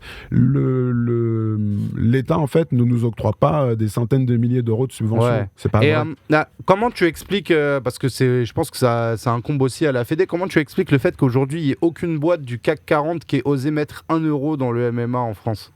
Je pense que ça va venir. Il y a vraiment des appels du pied très très fort. Et je pense que d'ici, même sur la saison prochaine, je pense qu'on devrait avoir des choses. Aujourd'hui, par exemple, pour parler du sponsoring et par exemple du développement des MMA League, la MMA League étant un format amateur, quand on fait des propositions à des boîtes, y compris des boîtes du CAC 40, c'est ce qu'on avait fait la saison dernière, ils ne sont pas intéressés parce que c'est de l'amateur. Et aujourd'hui, ce qui focalise l'intention, c'est le pro. Mais on le comprend tout à fait. C'est-à-dire que les gens qui vont sur les plateaux télé... mais le pro, c'est plus toi qui organise. Non, c'est plus nous. Et c'est pour ça que nous, on n'a pas les mêmes retombées du pro. Le succès du MMA, il ne se répercute pas sur la fédération. C'est deux choses différentes. Tu peux voir des gens sur les plateaux de télé, de clics ou à la télé et tout, où en fait ça n'a pas de répercussion. C'est pas pour autant que la Fédé elle monte en flèche. C'est pas vrai. C'est pas parce que tu vas avoir un mec sur clic ou tu vas avoir quelqu'un porter la flamme olympique que moi je vais avoir 600 licences en plus. Ça marche pas comme ça. Donc en fait, le MMA il fonctionne. C'est pas frustrant pour toi de voir justement que en fait, on va dire la lumière arrive sur les personnes, les poches se remplissent et finalement celui qui gagne jamais, c'est la Fédé un peu. C'est ce qui se passe actuellement. Après, moi mon boulot c'est pas de remplir les poches, c'est que tout le monde puisse pratiquer dans des bonnes conditions de sécurité, que les gens puissent se former, que les amateurs puissent évoluer, que les orgas puissent tourner et que tu vois tout ça fonctionne. Mais au début, on nous a dit oui, mais en fait, vous faites pas. On dit on fait pas parce qu'on n'a pas de moyens. Donc donnez-nous des moyens. Et on nous a dit faites et on vous donnera des moyens. C'est ce qu'ont dit les clubs. Faites des compètes, faites ci, faites ça, et nous on va licencier les gens. 2 ans après, ça va pas changer. Donc en fait, il y a pas mal de structures qui jouent pas forcément le jeu. On essaye de simplifier les choses. Et effectivement, on est un peu spectateur de cet engouement autour du MMA, mais qui se répercute pas de manière directe sur la fédération. Alors c'est con parce que t'as tout à gagner à avoir une solide MMA League parce que c'est ce qui va propulser tes futurs pros. Même une solide fédération. Quand tu me parles de la formation agent sportif, c'est pas qu'on sait pas, c'est pas qu'on peut pas. C'est qu'aujourd'hui, ça me coûte de l'argent de créer une formation. Je vais pas la prendre dans un tiroir. Oui. Et du coup, cet argent, on le prend où en fait? Et les MMA League, elles sont pas forcément sexy. Il y a un effort qui a été fait sur l'habillage des championnats de France, etc. Mais elles sont pas sexy. Mais c'est pas parce qu'on sait pas ou parce qu'on veut pas. Il y a des tas de choses qu'on aimerait faire. J'aimerais mettre un dinosaure gonflable qui tourne autour de la cage, tu vois, et 14 DJ. Je suis pas sûr que ce soit très utile, mais ok. Si, c'est utile. Ça peut ramener de la licence. Mais en fait, On peut pas le faire parce que ça rajoute des lignes à 1 000 euros, 2 000 euros, 3 000 euros. Aujourd'hui, la panoptique, j'en aurais pour 10 000 euros supplémentaires, donc il faudrait que je consacre 35 000 euros sur une MMA League. On a fait 8 MMA League sur la saison. Donc à notre échelle, quand tu regardes aujourd'hui le nombre de licences qu'on a et combien on a dépensé, ne serait-ce, et je parle juste des MMA League, tu te rends compte qu'il y a un pépin. Donc en fait aujourd'hui, l'argent, on a les taxes fédérales qu'on récupère sur les orgas, et c'est cet argent-là, et aussi le pari en ligne. Ça s'élève à combien à peu près? Vous récupérez combien? Enfin, quand l'UFC vient à Paris, je te prends l'exemple le plus extrême, la Fédé récupère combien à peu près? Par les taxes, parce qu'il faut comprendre, c'est qu'il y a une taxe de la Fédé sur tous les événements qui permet de récupérer un petit peu. Après, on va récupérer moins de 50 000 euros. Mais ce que récupère la commission athlétique à New York. La commission athlétique à New York, quand il y a un UFC New York, elle récupère 50 000 euros. Tu le dis pour dire qu'en gros, tu les braques pas non plus. C'est dans le ratio, t'es pas au-dessus ou en dessous des autres. C'est-à-dire que les gens se disent, l'UFC, ils viennent, on va récupérer 800 000 euros. Ça marche pas comme ça. Tu discutes pas comme ça avec 50 000 balles à l'échelle de... C'est l'UFC qui les paye, du coup? Ouais. À l'échelle de l'UFC, c'est pas... C'est une petite pièce, quoi. C'est pas facile. Mais après, si tu veux, à côté de ça, l'idée, c'est les paris en ligne sont autorisés sur Main Event et Co-Main Event, et on récupère 1% des sommes pariées. Okay. Donc en fait, j'ai de la récupération directe et j'ai de la récupération indirecte. Ah, je savais pas ça. Donc le pari sportif encourage la Fédé? Oui. Alors je sais pas si c'est un bon message ou pas à mesurer. Parce que le pari sportif, il est autorisé sur Main Event et Co-Main Event. Ouais. Donc en fait, je prends pas sur les autres combats en fait. On prend, c'est pour ça que tu peux parier que sur ça. En France, tu peux parier que sur des main et co-main event sur des cartes? Ouais. Ben non. Le Bellator, là, parce que je travaille aussi chez un bookmaker, le Bellator, on a pu parier sur plein de trucs. L'ANJ... Là, je suis en train de poucave mon employeur, là. Ouais, parce que l'ANJ a rédigé un texte, et donc c'est l'arrêté de l'ANJ qui dit que c'est main event et co-main event sur, pas toutes les orgas, mais sur les orgas comme par exemple Bellator, PFL, KSW. Alors, je vais encore peut-être me tirer une énorme balle dans l'IEP. Et désolé, je veux continuer à travailler avec vous, s'il vous plaît. Mais je crois qu'on avait pu parier sur Mansour Barnaoui, sur au Bellator Paris. Hein. Après, tu as des gens qui font en sorte que où tu paries, c'est pas basé en France, en fait. Tu vas parier sur une plateforme qui est peut-être à l'étranger et qui, elle, te permet de pouvoir parier sur d'autres combats. J'essayais juste de creuser pour avoir les réponses. J'ai pas envie de publier un message de recherche d'emploi ce soir, s'il vous plaît, hein, pour... Ouais, Ballistic Man qui confirme en disant qu'il y a plusieurs bookmakers du coup qui se servent un petit peu de ça. Bon, après ça c'est autre chose. Est-ce que le problème des licences ne viendrait pas du fait que pas mal de salles sont aussi multisports de combat et du coup pourquoi une licence MMA plutôt qu'une autre? Parce que si l'idée n'est pas de soutenir le développement du MMA en France, mais si tu regardes sur le principe de l'assurance, de toute manière, tu vas être assuré. Si jamais tu as un pépin et que tu es en train de faire de la lutte, il faut que tu aies une licence en lutte. Si tu fais du MMA, il faut que tu aies une licence en MMA. Sinon, l'assurance, elle ne prendra rien. Les assurances, elles regardent aussi les plannings en cas de litige. En fait, en soi, si tu fais du MMA, tu prends une licence en MMA. Enfin, je veux dire, on ne peut pas faire plus simple. Les gens du judo prennent une licence au judo. 23 balles quand même. 23 balles, tu récupères 100% de la somme? La Fédé? Ouais. Non, j'ai de l'assurance à l'intérieur. Et en fait, en net, il reste 12 balles, je crois. Ok. Est-ce que la Fédé peut parier sur des combats ou c'est interdit comme au foot? C'est interdit. On est régi par les mêmes règles et que comme c'est arrivé dans d'autres sports collectifs. Donc non, on parie pas sur les combats. Ok. Il y avait une autre question. Alors attends, je vais essayer. Ah oui, tiens, et t'as Boom Boom qui disait si vous avez besoin de photographes bénévoles pour les MMA League, je suis chaud de ouf. Si ça peut aider, je suis chaud. T'es à la recherche de bras, de choses. De quoi est-ce que, je le disais tout à l'heure, de quoi est-ce que tu as besoin? Tu as besoin d'oseille, on l'a compris. D'ailleurs, tu fais beaucoup allusion aux assurances. Je comprends pas qu'un grand assureur français ne se positionne pas sur le MMA parce qu'il y aurait une cohérence. Déjà, il y a une assurance qui s'appelle MMA, mais ça, c'est complètement con comme idée. Mais tu vois ce que je veux dire? Ça fait sens de se dire j'assure des biens, j'assure des personnes. On est sur un sport de percussion et de préhension. Je vais aussi assurer ces top combattants qui sont quand même des athlètes de très haut niveau. Ouais. Ça, c'est des choses que tu Explore Ouais, bien sûr, ça fait partie. En fait, on a 3 volets. On a un premier volet qui est la compétition, donc c'est ce dont on a parlé là. On a un deuxième volet qui est la formation, dont on a un petit peu parlé. Et le troisième volet de la fédération, c'est ce qu'on appelle le développement. Et dans le développement, on a tout un volet sur la recherche de partenaires. Et effectivement, aujourd'hui, les discussions elles sont ouvertes avec des grands groupes, y compris des groupes d'assurance, pour qu'ils viennent nous appuyer. Après, comme on le dit, les groupes, ce qu'ils veulent, c'est de la visibilité. Donc c'est pour ça aussi que les MMA League, elles sont streamées et diffusées. Ouais. Parce qu'en mettant un logo sur quelque chose qui est diffusé, c'est là que tu vois ton partenaire il récupère ce qu'il est venu mettre, c'est-à-dire de la visibilité. Aujourd'hui, c'est pas du mécénat, tu vois, ça va plus être des partenariats avec en retour de la visibilité. Ok. À quand un BPJEPS MMA nous demande Kadbir. Ouais, le BPJEPS, c'est un diplôme d'État qui permet d'encadrer la discipline.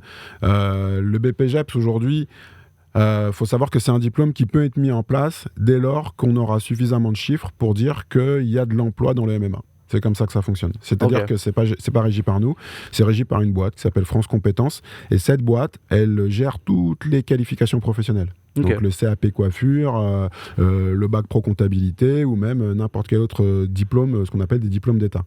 Tant qu'ils sont pas sûrs qu'il y a de l'emploi, avec ce diplôme d'État qui est le BP, et en fait, ils ne reconnaîtront pas la rédaction. Et toi, tu penses que c'est un sport et un secteur là qui va justement en créer beaucoup d'emplois? Tu penses que c'est encore en train de se construire petit à petit? Comment tu te positionnes par rapport à ça? Est-ce que là, tu vois, tu veux... comment dire? Tu veux faire un appel, genre ouais, venez postuler à la Fédé, il y a plein de trucs à faire, faut qu'on soit nombreux et tout. Tu dis non, soyons mesurés, attendez, ça va monter en puissance. Où est-ce qu'on est en fait? Non, il faut que les clubs, aujourd'hui les clubs, la plupart c'est des associations. Est-ce que les associations ont les reins solides pour créer un emploi? Si les associations ont les reins solides, ouais, je les encourage à créer un emploi pour justement tous les éducateurs, tous les entraîneurs. Et en fait, c'est parce qu'on aura cette masse d'associations avec des emplois d'encadrants à l'intérieur, comme le basket, comme le hand et tout ça. C'est super dur de faire une... Attends, ça veut dire que tu dois créer une salle. Donc déjà, tu payes ta salle. Tu dois créer tes licenciés. Donc tu dois faire en sorte que déjà les mecs te payent parce que je suis pas sûr que tout le monde paye. On avait déjà vu des salles où les mecs disaient qu'ils payaient pas, etc. Ensuite, tu dois ramener des sponsors dans la salle et après, tu dois créer un emploi. Ça veut dire que... non, mais... Alors, tu as répondu à la question. Non, mais t'imagines tout ce que tu dois dégager comme oseille, ne serait-ce que pour avoir un CDI dans une salle. Ça doit être... Et c'est pour ça que la professionnalisation, elle est compliquée dans les sports de contact et dans les sports de combat. Parce qu'aujourd'hui, les structures n'ont pas toujours les reins solides pour pouvoir créer de l'emploi. Mais parce qu'en plus, les clubs se montent de A à Z tout seuls. Enfin, ils dépendent pas d'autres clubs. Enfin, je te dis de la merde, mais on parlait du PSG MMA. Moi, j'ai pas encore vu, mais tu vois, c'est des clubs qui se font de zéro. Les mecs, ils construisent avec leur dos, entre guillemets. Oui, c'est super dur d'arriver à un point où t'es entrepreneur et t'arrives à donner un premier CDI à quelqu'un. Oui, mais par exemple, une association, elle a quand même des avantages. C'est-à-dire qu'une association, tu vas pas payer les murs. Tu payes pas de loyer quand tu es une association. Oui. Tu as une subvention de la mairie quand tu es une association. Ouais, mais quand tu es une association, tu peux pas faire de bénéfice non plus, a priori. Enfin, sauf ça dépend le statut de ton association. Si, tu peux faire du bénéfice, mais tu dois le réinvestir. Rien n'interdit à une association de faire du bénéfice. Tu dois le réinvestir. C'est ça. En achetant du matériel, en créant des... Faut que tu sois à l'équilibre à chaque fois. Quoi. Ou alors, ton bénéfice, tu peux le mettre dans un emploi. D'accord. Donc c'est ça un peu la marche à suivre, tu penses? Ah oui, c'est... Commencer par une asso... Ouais, mais après, en gros, tu prends les prix de tes adhérents et tu t'en sers pour avoir ton premier contrat. Ce serait un peu ça le chemin naïf de base. Ah non, mais c'est le chemin classique. C'est le chemin classique, oui. Ok. C'est quoi les ambitions pour 2024, 2025 au niveau de la Fédé de MMA? Est-ce qu'il y a des nouveaux trucs qui vont arriver? Est-ce qu'il y a des évolutions des MMA League, des nouveaux... Enfin, qu'est-ce que toi, tu t'aimerais faire Qu'est-ce que tu aimerais faire et qu'est-ce que tu vas faire? Ce qu'on va faire, c'est qu'on va continuer le développement comme on l'a là. On va rajouter des étages à la formation avec la sortie du brevet fédéral 3. On va continuer les MMA League. On va les espacer différemment de sorte à avoir quelque chose d'un peu plus homogène parce que là, on a de plus en plus d'opportunités pour avoir des salles puisqu'en fait, on choisit pas trop les dates pour les étapes. C'est pour ça que parfois, c'est un peu compliqué, mais c'est parce que c'est pas forcément de notre fait. Mais comme on a de plus en plus de clubs et de villes partenaires, maintenant on est en mesure de pouvoir se positionner un peu mieux, et puis continuer comme ça le développement fédéral, quoi. Et puis faire en sorte communiquer, c'est important qu'on communique sur ce qu'on fait, sur ce qui est de notre fait, ce qu'on peut faire. C'est de mieux en mieux votre com sur les réseaux, en tout cas, enfin de ce que moi je vois très humblement, on voit de plus en plus de choses, notamment autour de MMA League, des formats, des vidéos, etc. Ça, c'est l'arrivée de Bastien Cabin, mais qui nous quitte en septembre, donc tiens, on peut passer un appel, quoi, si des gens veulent chercher un stagiaire. Ouais, ou même un alternant ou un même truc. Un professionnel qui souhaiterait justement travailler à la communication à la fédération, en tout cas. Vas-y, passe l'annonce, c'est quelle personne que tu cherches? Nous, il nous faut on cherche un community manager ou quelqu'un qui puisse justement animer les réseaux et la communication de la fédération. Donc, soit quelqu'un qui est en alternance ou alors quelqu'un qui souhaite travailler avec la fédération. Et voilà, il faut envoyer sa candidature sur contact@fmmaf.fr. Ok. Et qui fait quoi? Qui sera sur les déplacements, sur le MMA League, qui prend photos, vidéos, qui fait les posts, etc. C'est ça. Et c'est bien payé? C'est fédéral. Non, mais donne un peu. Non, mais comme ça, au moins, on dit les choses. En fait, là, il faut ça sera payé comme un emploi, tu vois, suivant ton expérience et suivant ton expertise et tes compétences, suivant que tu es alternant, on fera une proposition, tu vois. C'est alternant, du coup. On est plus sur un salaire d'alternant. Moi, j'aimerais ancrer le truc avec. Un CDI? Oui, avec un CDI. Ouais, mais un CDI, si t'es dans un CDI, c'est un CDI, on parle à combien en chiffres? C'est ça. Ça dépend de ton expertise, imagine, toi, t'es super fort. Ouais, mais si demain je suis super fort et je te dis, moi, c'est 50K l'année, tu t'assumes de me donner 50K? Non, parce qu'on est une petite fédération. Donc voilà, moi, je veux savoir c'est quoi. Oui, disons que ouais. Je pense que là, on est sur c'est pas pour t'embêter, c'est aussi parce que si tu veux un Top Gun, que le Top Gun il se rende compte de à combien au max tu vas pouvoir mettre. Oui. Non, on mettra pas 50K, c'est sûr. Non, voilà. Mais ça dépendra effectivement justement de l'expérience des candidats, ouais. C'est contact@fmmaf.fr. Ouais, c'est ça. Tiens, t'as Raph qui est déjà intéressé. Donc bon, allez-y, apparemment ça recrute à balle. Est-ce qu'il y a d'autres annonces ou d'autres choses à dire comme ça, ou des messages que tu veux passer Non, rien de plus. C'est plutôt... Là, on attend de voir. On espère que les saisons, elles se structurent de mieux en mieux. Donc l'idée, c'est de faire encore une meilleure saison sur 2024-2025. Mais... T'as une position, toi, par rapport au cutting et au pesé? Alors, parce qu'on rappelle, dans le système amateur, les pesées, elles se font le jour même, ce qui fait que tu combats à peu près au poids auquel tu te pèses. On a vu beaucoup de sujets récents un peu difficiles sur les cuttings. La Fédé, elle prend ça en compte, elle a un mot à dire. Alors, elle a des recommandations? On a des recos, ça c'est sûr. Après, là, on travaille avec le docteur Jean-Marc Sen, qui coordonne le dispositif médical. Et du coup, il faut qu'on continue de travailler dans ce sens-là. On travaille avec avec d'autres médecins, c'est-à-dire qu'on est vraiment pas isolé. Et on a une vraie réflexion là-dessus. On avait proposé, il y a la saison dernière et la saison d'avant, de faire un séminaire médical qui viendrait se mettre sur la Fight Week d'un gros événement sur Paris. Et parmi les éléments abordés, il y avait la commotion, le dopage et le cutting. Parce que c'est des vraies préoccupations et on souhaite travailler en partenariat avec les orgas. Mais si tu veux, pour une orga, faut voir. Parce que les organisations, elles, le cutting, ça leur permet de faire descendre des gens dans des catégories qui permettent de créer des oppositions qui vont vendre du billet, en fait. Donc la préoccupation, même si elles sont soucieuses de la santé des combattants, nous, en fait, on est plus soucieux, on est soucieux uniquement de la santé, de la santé du combattant. Donc, c'est vraiment des discussions ouvertes qui doivent avoir lieu encore avec les organisations pour qu'on arrive à trouver un terrain d'entente, quoi. En fait, il faut pas, si tu veux, que le MMA en France, ça devienne une espèce d'ovni, ce qui fera fuir les organisations, mais il ne faut pas que ce soit non plus un endroit où tout est permis et que ça mette en danger, justement, les principaux acteurs, c'est-à-dire les combattants, en fait. Et là, dans ce que tu vois du paysage des organisations, tu es plutôt satisfait de comment ça te développe, ou il y a deux, trois trucs qui te font tilter le radar? Est-ce qu'il y a des trucs là qui t'interpellent un peu? Je sais pas, est-ce que tu trouves qu'il y a trop d'orgas, trop d'événements? Est-ce que tu trouves que les gens parlent trop? J'en sais rien, moi. Par exemple, je sais pas, il y a un mec tout à l'heure qui demandait est-ce que la Fédé a un avis ou un regard sur le trash talk, tu vois? On n'a pas de regard sur le trash talk avant l'événement. Nous, la Fédé, on encadre l'activité. On n'est pas on n'est pas une police de réseau ou etc.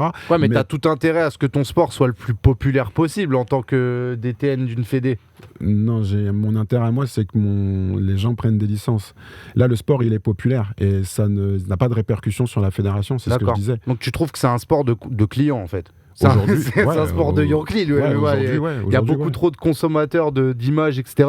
et trop peu de licenciés. Ça dépend. Il y a des sports qui sont plus regardés que pratiqués. Par exemple, le foot, il y a plus de gens qui regardent le foot que de gens qui mettent les crampons le dimanche. Ouais, mais il y en a quand même beaucoup qui sont licenciés ou qui ont été licenciés dans leur vie. Et aujourd'hui, il faut se poser la question, est-ce que les MMA, finalement, ça va pas être ça? Est-ce qu'on va pas avoir finalement beaucoup de gens qui regardent du MMA pour finalement assez peu de gens qui pratiquent?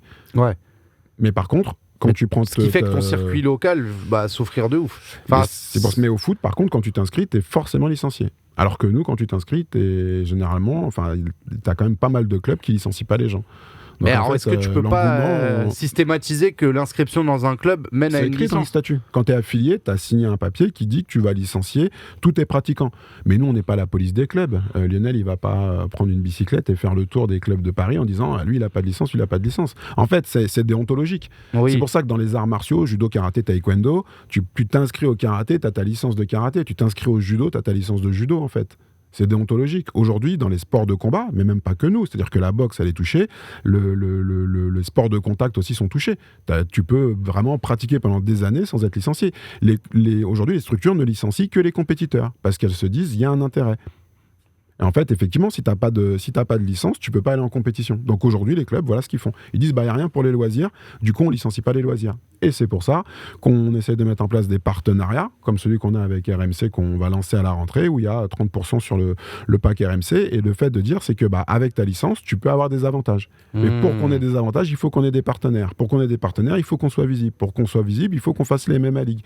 Et en fait, le système, il est comme ça. C'est un grand cercle. Donc en gros, maintenant, si tu es licencié, tu vas regarder l'UFC moins cher. Et oui, jusqu'à ce qu'on ait un ensemble qui fasse que finalement, à la fin de l'année, l'ensemble des avantages, il couvre ton prix de licence. Okay. Donc en fait, l'idée c'est de se structurer plus comme une communauté que comme une fédération, c'est de voir la licence plus comme une souscription à cette communauté, plus que comme, tu vois, une espèce de taxe exigée par la fédération. En fait, aujourd'hui, il y a plein de gens qui disent « Ouais, je contribue au développement du MMA en France ». Non, tu contribues au développement de ton organisation ou de ton image qui fait du MMA en France. Mais le développement du MMA en France, il va se faire si la fédération, elle est solide en fait. Aujourd'hui, si moi je vais au ministère et que je dois arbitrer, on nous pose des questions sur certains sujets, la première chose que fait le ministère, c'est qu'il va regarder combien j'ai de licenciés. Aujourd'hui, j'ai 8 licenciés, j'ai moins de licenciés que des gens qui font des sports dont personne n'a jamais entendu parler. Alors que tu vois du MMA toutes les semaines à la télévision. Et ouais, justement, dans ce contexte-là, on voit qu'il y a beaucoup d'initiatives qui sont prises avec des gros événements, avec des influenceurs, des créateurs de contenu.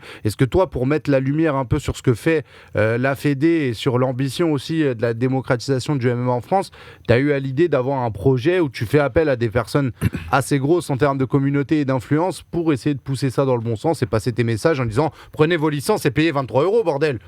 Oui, c'est pour ça que je suis toujours content de venir et tu vois de participer à cette émission. C'est pour ça qu'on sollicite aussi tous les acteurs partenaires qu'on peut avoir parce que c'est des gens qu'on connaît depuis longtemps ou parce que c'est des gens qui ont une sensibilité par rapport au travail fédéral et on continue de travailler dans ce sens. On a envoyé, c'est bête, tu vois, mais on a envoyé des t-shirts à pas mal de gens qui ont énormément de visibilité, à qui on a dit, vas-y, fais une capsule, envoie de la force à la Fédé, etc. Parfois ça marche pas, tu vois, ça dépend. Et aujourd'hui, il y a des gens qui sont aujourd'hui focalisés, et ça se comprend, sur leur carrière, sur leurs événements, sur leur image, et qui n'ont pas envie de forcément mettre un peu de vent dans les voiles de la Fédé. Mais s'il n'y a pas de Fédé, il n'y a pas de combat. Hein. Oui, bah oui. Puis pour ceux qui connaissent un peu la MMA League, nous on s'est régalé à vivre un petit peu toutes ces étapes. On espère qu'on va avoir vraiment un énorme feu d'artifice pour ce week-end parce que nous on diffusera le samedi et le dimanche. Mais le dimanche il y a moyen qu'on soit sur place. On ne sait pas encore, on arbitre, wow. Mais ce serait l'idéal. J'espère. Je touche le bureau. J'ai observé que dans le MMA, beaucoup de clubs travaillent à l'arrache, les protections, le code moral, etc. nous dit Stenidor. C'est un truc que tu remarques aussi. Après, en même temps, quand tu pars d'un sport qui se fait un peu derrière les fagots, c'est pas facile quand t'as enfin cette existence. Tu un peu ton héritage d'escrocs, entre guillemets, ou de mecs planqués qui ressort. C'est logique, non ? Ouais. Parce qu'il n'y a pas d'autre sport qui a connu finalement ce destin-là en France. Tous les sports, une fois que les mecs ils se sont réunis, ils se sont organisés, ils ont eu leur fédé, ils ont eu leur compète. Le MMA, ça a été la croix et la bannière. Ouais, tout à fait. Ça fait partie des sports modernes et les sports modernes sont restés. Tu vois, quand tu regardes le parcours, le break, là je vois, on parle du five aussi, mais quand tu regardes tous ces sports-là qui sont des sports nouveaux, en fait, ils ont fonctionné avant d'être reconnus. Donc aujourd'hui, maintenant que c'est reconnu, il faut restructurer un petit peu et ça nécessite de revenir avec notamment tout ce qui est formation et quand on parle justement du travail à l'arrache sans protection ou etc. Ça, c'est des choses qu'on arrive à faire en passant par la case justement des formations. Et il y avait une question que je me posais et c'est pas une insulte pour toutes les personnes que je vais viser indirectement dans cette question. Est-ce que dans le MMA, il n'y a pas trop de gens du MMA ? Alors, moi, c'est un vrai point de vue que je me donne parce que moi, je me considère comme quelqu'un qui n'est pas du tout dans le MMA entre guillemets, mais qui est, on va dire, un peu sur le côté, tu vois, en tant qu'observateur. J'ai jamais tourné dans une salle, enfin si parfois, mais tu vois, j'ai pas de lien avec une salle, un truc, un machin ou quoi. Est-ce qu'aujourd'hui, il n'y a pas des vrais professionnels du sport, je te parle en termes de marketing, en termes de développement, en termes de recherche de sponsors, qui devraient s'insérer dans le MMA justement ? Parce que moi, le constat que j'en fais de point de vue extérieur, c'est que aujourd'hui, les 90% des personnes qui composent le MMA, c'est soit des anciens combattants, soit des coachs, soit des managers, soit des trucs, machin. C'est jamais, et c'est rare, enfin... Moi, à ma connaissance, je vois plus les mecs d'Hexagone qui sont un peu dans ce rôle-là, qui sont deux frères qui en fait sont plus des entrepreneurs, on va dire, qui sont créés, qui sont insérés dans le MMA. Et les 3/4 du temps, sinon, c'est des mecs du MMA qui développent leur business annexe. Est-ce que tu trouves que tu me rejoins sur cette vision-là ou pas ? Non, enfin oui, partiellement. Là, je suis en train de te mettre dans la sauce, vite fait. Non, pas du tout. Non, on a beaucoup d'acteurs du MMA, mais on a aussi beaucoup d'acteurs qui sont pas du tout du MMA et on le sent, nous, dans la qualité d'organisation. Et comment ils voient la chose qu'est-ce qu'ils en disent, justement, du MMA ? Parce que moi, je trouve que c'est ça qui est intéressant, c'est ce regard extérieur, parce que parfois, dans le MMA, on se regarde trop, enfin, ils se regardent trop entre eux ou entre nous, on va dire, et on manque de ce regard extérieur qui incarne, en fait, le grand public, qui incarne les personnes qui vont rejoindre le train du MMA, etc. C'est quoi, comment est-ce qu'ils voient le sport là aujourd'hui ? C'est comme c'est un sport nouveau, en fait, les enjeux ils sont pas toujours évidents à appréhender, mais à la fédération, tu vois, pendant 2 années, moi j'avais pris quelqu'un sur le développement stratégique qui venait du tennis. Okay. Et lui, il avait travaillé avec la fédé de tennis, il avait travaillé avec certains circuits de tennis, et l'idée c'était vraiment de prendre quelqu'un avec d'autres compétences que celles du MMA pour pouvoir justement avoir un apport extérieur qui pourrait enrichir notre réflexion.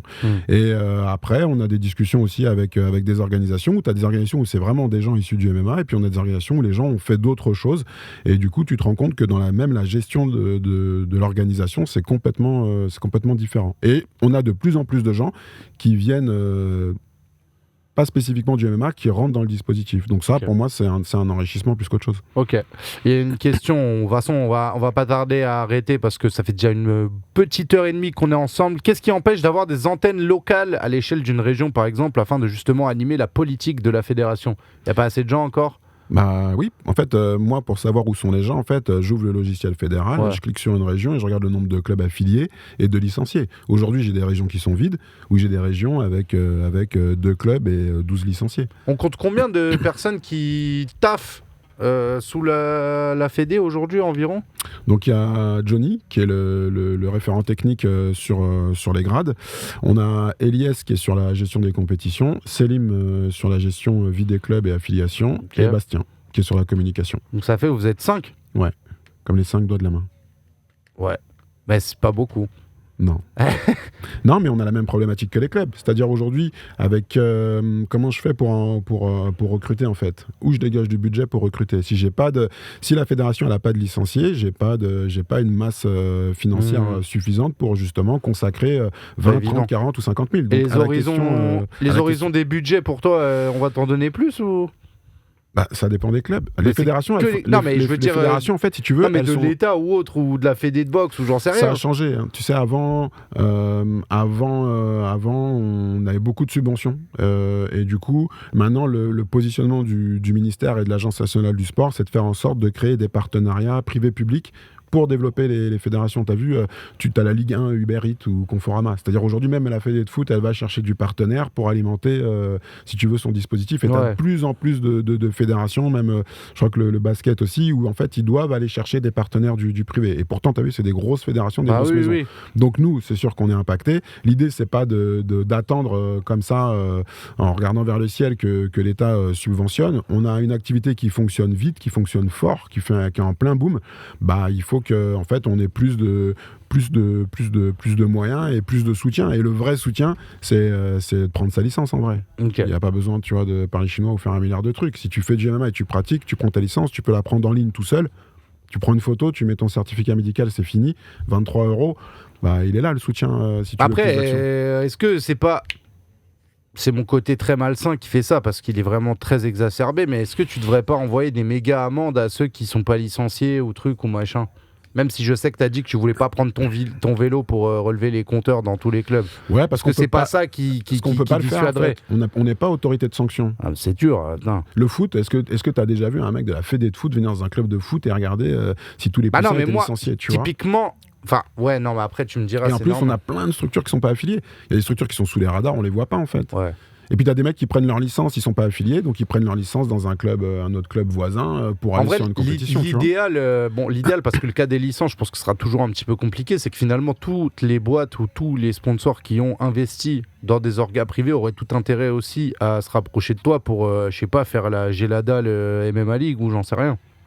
Oui. En vrai. C'est ça. Mais on a contacté, eux on les a pas contactés, mais tu vois, on parlait des paris, on a contacté plein de boîtes, tu vois, en disant, bah voilà, vous êtes sur les MMA, etc., est-ce que ça vous intéresse? On a contacté des boîtes comme Orange ou des trucs comme ça, et non, en fait, mais tu le vois, parce qu'ils te disent, ouais, vous faites du pro, non, vous faites pas de pro, du coup, ça ouais, mais pas, pour le coup, les 3/4 des mecs qui combattent en amateur ou en junior et tout, ça se trouve, ils sont alternants chez eux, tu vois, enfin, c'est un peu ça aussi qu'il faut prendre en compte. C'est dommage, j'ai vu une compétition de MMA sous cachet de la fédération de karaté. Comment c'est possible ça? Ça c'est une vraie histoire, ça. Ouais, mais non, mais parce que c'est déjà arrivé. Je sais qu'il y a eu. On a la lutte qui fait du grappling fight assimilé au MMA, et on a le karaté qui fait du karaté mix. Mais c'est quoi? C'est des dérives? Comment tu vois ça, toi? C'est leur perception à eux du MMA. C'est-à-dire que normalement, dans la vraie vie, la fédé de MMA fait du MMA et la fédé de karaté fait du karaté et tout va bien. Mais le code du sport, toujours lui, dit que nous, en fédération de MMA, on va dire voilà de quelle manière on doit faire du MMA. Et donc, on donne n'importe quelle fédération, même le tennis de table, peut faire du MMA s'ils suivent ces règles-là. Attention, le tennis de table, chez nous, c'est très fort. Hein. Je sais, mais c'est pour ça que je leur propose. Et du coup, vous pouvez faire du MMA, les gars. Voilà, s'ils suivent ce qu'on appelle les règles techniques et de sécurité, les RTS. Aujourd'hui, on a des fédérations qui disent non, nous, c'est pas du MMA, c'est ça ou ça. Et ils donnent un nouveau nom. Et en fait, si tu fais pas du foot, tu fais de la balle au pied. Et donc, en fait, aujourd'hui, ça joue au malin depuis 3 ans maintenant. Et donc, il y a des concertations avec le ministère où je dis, bah, en fait, non, ça, c'est pas de la balle au pied, ça, c'est du foot. Et voilà les règles du foot. Parce que c'est, voilà. Donc, ça, c'est du MMA. Et explicitement, voilà quels sont les points. Voilà, il y a une cage, c'est 3 minutes, 1 minute de récup, etc. Il y a les frappes au sol. Donc, c'est du MMA. Donc en fait, mais les fédérations disent oui mais non c'est pas nous et tout, et en fait c'est un jeu de dupes qui dure maintenant depuis 3 ans. Le karaté mix, fédération de karaté, nous on nous a dit que c'était 40 000 licenciés. Aujourd'hui, est-ce qu'une fédération va se couper une patte de 40 000 licenciés pour faire plaisir à la FMMF? Je crois pas. Donc en fait, aujourd'hui, pour certaines fédérations, c'est intéressant de se dire ah bah le MMA ça fonctionne bien. Du coup, ce qu'on va faire, c'est qu'on va prendre des gens, on va les mettre dans une cage et on va faire une sorte de MMA et puis personne n'y verra que du feu. Donc aujourd'hui, le seul truc sur lequel nous on peut intervenir, c'est de dire bah vous pouvez pas diffuser des trucs en disant que c'est du MMA, assumez, vous appelez ça karaté mix ou grappling fight ou même pancrace, bah affichez-le en pancrace. Mais aujourd'hui, qui va prendre une place pour aller voir ce type de truc si ça s'appelle pas MMA? Personne. Donc en fait, si tu veux, c'est un jeu de dupes. Donc on a de la concurrence en interne, on a de la concurrence en externe, c'est complexe. C'est complexe. Mais après aussi, il y a des personnes qui voulaient contourner aussi ce sujet-là parce qu'il y avait ce côté aussi sponsoring. Je vais citer personne, mais je sais de quel cas je parle. Je sais qu'il y a des événements qui se faisaient avec des officiels de la lutte, parce que en fait, ça permettait de contourner un point de règlement qui te permettait de combattre torse nu. Ce qui, en gros, était plus vendeur de mettre des mecs qui combattent torse nu en amateur que des mecs qui portent des t-shirts. Est-ce que ça, par exemple, toi, ça te fait réfléchir en te disant putain, peut-être qu'il faut que je retire les t-shirts des amateurs parce que peut-être qu'au niveau des sponsors, ça les attirera plus parce que ça ressemble plus au MMA Pro. Ça te fait réfléchir ces cas-là ou pas? Quoi? Non, en fait. Pourquoi il y a eu un sourire Parce que c'est rigolo, quoi. Non, mais parce que c'est un vrai sujet. Tu vois, Non, parce qu'en fait, moi, je pense que tu vois, le Cage Warriors Academy en Angleterre, les mecs, c'est de l'amateur, mais c'est vrai que dans la façon dont c'est filmé et dans la façon dont c'est équipé, Ouais. c'est hyper proche du pro, et c'est ce qui fait que le produit marche un peu et aux yeux des gens fait pro, alors que c'est de l'amateur, tu vois. Ouais, et c'est ce qui fait que je pense des sponsors y vont aussi, tu vois. C'est possible. On réfléchit en même temps. Ouais, non, c'est possible. Après, je pense qu'il y a quand même des moyens de contournement qui sont liés. En fait, la fédération, je vais te le dire, la préoccupation qu'on a avec le code sportif, ce qu'on a rédigé, ma préoccupation, en fait, c'est le pratiquant ou le licencié. C'est ma préoccupation. C'est pas l'organisation. Oui, c'est je pas, sais. c'est pas est-ce que toi, tu vas rentrer dans tes frais. Ça, c'est ton boulot à toi. C'est-à-dire, c'est comment toi, tu vas monter tes partenariats, combien tu vas mettre sur la fumée, le DJ et tout ça. C'est toi qui gères. Par contre, je pense que la taxe fédérale qui est demandée, qui est réinvesti, comme on l'a dit, dans l'amateur. Pour certains organisateurs, ils m'ont dit c'est trop élevé, m'intéresse pas. C'est trop tu cher. penses que c'est plus pour se détaxer que autre chose? Ouais, je pense quand même. Ok. Ouais. D'accord. Tu vois, je pense que vu les discussions qu'on a, etc., moi, on m'a dit t'es trop cher, vous êtes trop cher. Cette fédération-là me demande beaucoup moins. Donc nous, on va aller là-bas parce que toi, tu nous coûtes trop cher. Moi, je dis ok, mais on va pas rentrer dans un jeu où, si tu veux, parce que telle fédé fait moins cher, du coup, moi, je fais moins cher que moins cher. C'est pas vrai. Il y a un dispositif à maintenir, il y a une cohérence à conserver. Nous, on médicalise, c'est-à-dire que sur les MMA League, t'as un médecin par cage, plus un médecin coordinateur, en fait. Et les médecins qu'on a sur les MMA League, c'est les mêmes que tu retrouves KSW, Bellator, UFC. C'est-à-dire qu'il n'y a pas de différence de qualité sur ce qu'on fait sur une MMA League. Ce qui est très bien, d'ailleurs. Par rapport à ce qu'on fait sur les arbitres. Tu vas retrouver, tu parlais de Loïc, tu vas retrouver Christophe Chapuis, tu vas retrouver les mêmes arbitres au Bellator ou à l'UFC sur les MMA League. Il n'y a pas de différence de qualité. Donc, en fait, moi, je paye les arbitres, je les paye plein pot, plein fer. Je les paye pour le taf qu'ils font sur les MMA League. Les médecins, je les paye plein fer. Ils travaillent pas, tu vois, c'est pas offert, en fait. Et c'est normal. C'est-à-dire que si tu veux un encadrement de qualité, c'est sûr que c'est moins sexy parce que je pourrais le mettre dans de la moquette ou des fumigènes. Mais par contre, en termes de qualité, c'est ce qui est fait. Et c'est vrai qu'avoir un médecin par surface de combat et un médecin dans les vestiaires, puisque tu as un médecin qui te check à la fin de ton combat, ça multiplie par deux, si tu veux, le coût. Et donc, le dispositif plus les taxes fédérales, il y a des organisateurs qui m'ont dit non, pour vous, nous c'est trop cher. Si on va là-bas, ça me revient à beaucoup moins cher. Donc on va aller là-bas. Mais voilà. ok. Non, alors. Il n'y a pas que les rage guards. C'est quand même. Oui, non. Je pense. On fait une dernière série de questions. Il y en a qui sont intéressantes. Comme tu es sous l'égide de la fédération de boxe, pourquoi il n'y a pas un partage du réseau des investisseurs de la fédé de boxe? Parce que ce qui a été écrit, et depuis 2019 maintenant, c'est qu'en fait, on a une ligne budgétaire et que la boxe ne prend pas d'argent sur ce que fait le MMA, et le MMA ne demande pas d'argent ni de subvention à la boxe, en fait. Donc du coup, c'est complètement indépendant. On a notre propre système de formation, on a notre propre base fédérale. En fait, c'est deux systèmes qui sont différents, et ce qui fait qu'on n'a pas les mêmes interlocuteurs ni les mêmes partenaires. Et ça coûte combien en moyenne pour organiser un événement de MMA? Parce qu'on voit tout se faire à peu près dans tous les sens, mais toi, maintenant, tu commences à avoir du background, tu commences à voir un petit peu tout ce qui se fait. Selon toi, c'est un événement réussi dans les règles de l'art et en accord avec les principes de la Fédé, ça coûte combien environ? Sans compter les cachets des combattants, mais on va dire dans la partie purement, je veux une salle, je veux des trucs, il faut que ce soit aux normes. Ça, je peux pas te dire. Je peux te dire, moi, combien une carte fédérale en moyenne, la carte fédérale en moyenne, les tarifs, ils sont sur le site, c'est complètement transparent. Combien tu payes pour un combat amateur, combien tu payes pour une ceinture, un main event. Là, typiquement, on va dire, toi, en termes de coût, les 2 jours de MMA League, là, chez Polytechnique, ça coûte combien? On va approcher les 40. 40 000 balles? Ouais. J'arrive pas à me rendre compte si c'est beaucoup ou pas. Enfin, moi, c'est beaucoup parce que je les ai pas. Je sais qu'il y a des événements amateurs qui se montent avec 50 000 € pour une soirée. Ok. Et après, j'ai vu des trucs passer où tu dépasses les 150 000 € facile. Ok. En fait, ça va dépendre de la taille de ta salle, parce que du coup, ça aura une répercussion sur la sécu, ça va dépendre si tu mets du son et lumière, ça va dépendre si tu as fait une panoptique spécifique, ça va dépendre est-ce que tu as ta cage ou est-ce que tu la loues, ça va dépendre de toutes ces choses-là, en fait. Et c'est... Plus tu fais, plus ton site est gros, plus il te revient cher. Aujourd'hui, on n'a pas de visibilité puisque si tu veux, nous, le rapport qu'on a avec les organisations, c'est qu'elles arrivent, elles font un événement, elles nous demandent de valider la carte et ensuite elles montent l'événement. Mais en gros, elles nous parlent pas de leur coût de fonctionnement, pas forcément. Ok. Pourtant, ça va être lié après à ce qu'ils vont reverser à la Fédé. Nous, on a mis c'est forfaitaire. Okay. En fait, si tu as une carte, tu la composes et à chaque fois que tu mets un élément, il y a un tarif associé en fonction de ton nombre de combats. Donc tu payes au nombre de combats. Si tu ne restes que dans ta région, en fait, tu payes une taxe régionale, donc t'es COEF 1. Tu prends la même carte, mais toi, tu fais dans 2 événements. Tu fais Lille et Marseille. Du coup, pour nous, tu es organisateur national. Le prix de cette carte, tu le multiplies par 1,5. Tu fais la même chose en Europe. Donc, du coup, tu le multiplies par 3. Tu fais la même chose parce que tu es organisateur monde. À ce moment-là, on multiplie par 5. Donc, en fait, tout le monde paye la même carte. Mais suivant, justement, ton dimensionnement à toi, eh ben, en fait, tu payes soit 1, 5, 3 ou 5. Ouais, ce qui va être lié après potentiellement aux bénéfices que tu fais. Parce que plus tu es gros, plus tu es européen, plus tu ramènes des noms, plus tu es censé en faire, faire plus de sous. C'est ça.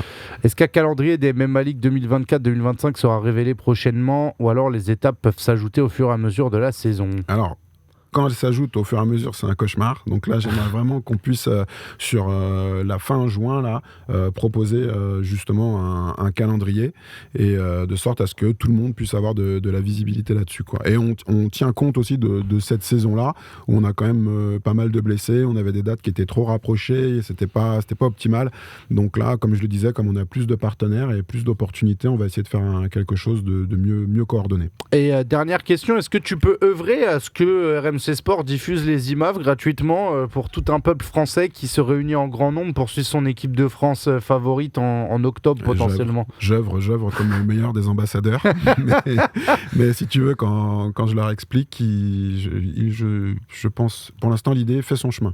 Mais en tout cas, oui, c'est quelque chose qui a été remonté. La Fédération internationale, l'IMAF, est bien consciente et elle observe bien le boom qu'il y a autour du MMA en France. Ils en sont satisfaits.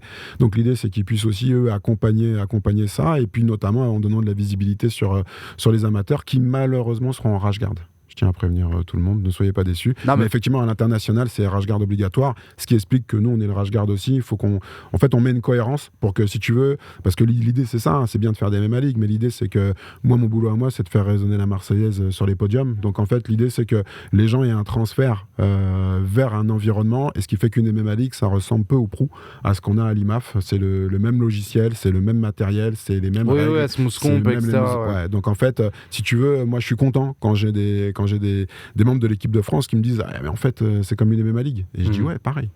C'est mieux aussi pour c'est moins stressant, pour s'en imprégner, et puis il y a une vraie spécificité aussi dans la manière de faire les combats, une cage plus petite, etc. Ouais, exact. C'est un vrai savoir-faire. On parlait des coachs de coupe par exemple dans le foot, mais c'est un peu le même délire, je trouve. Il faut avoir une vraie conscience dans ta manière de coacher et de faire les combats, parce que c'est un format qui est totalement différent. C'est un tournoi, tu peux pas comme si tu faisais un combat et tu rentrais chez toi, là tu peux pas te bousiller, t'as 5 jours à faire. Il faut tout gérer en fait. Tout est à gérer. Est-ce qu'il a un statut sportif de haut niveau avec la Fédé de MMA ? On y travaille aussi pour ce qu'on appelle le RSHN, la reconnaissance sportive de haut niveau. Ça fait partie du jeu. Faut savoir que si on déconstruit, le statut sportif de haut niveau, il repose sur le fait de faire des résultats significatifs sur les grosses compètes, championnat du monde, championnat d'Europe. Je pense qu'on a relevé le truc. On a fait 6 médailles aux Europes, 4 médailles au monde. On a fait encore 4 médailles précédemment. Donc en fait, en termes de médailles, on a une représentation qui est bien forte et bien alimentée. Maintenant, ça veut dire qu'il faut que j'ai des entraîneurs nationaux, donc des entraîneurs dédiés sur l'encadrement des équipes de France, et il faut que j'ai un site aussi, comme par exemple un Krebs, qui puisse nous accueillir pour faire des regroupements, etc. Donc là, aujourd'hui, je pense qu'on a des choses là dans les tuyaux qui sont de bon augure, et on devrait, en tout cas, on collecte un maximum d'éléments pour pouvoir y arriver et avoir la reconnaissance sportive de haut niveau. Ok, est-ce que comme en octobre, il y aura les championnats du monde amateur, il y aura une équipe de France junior ?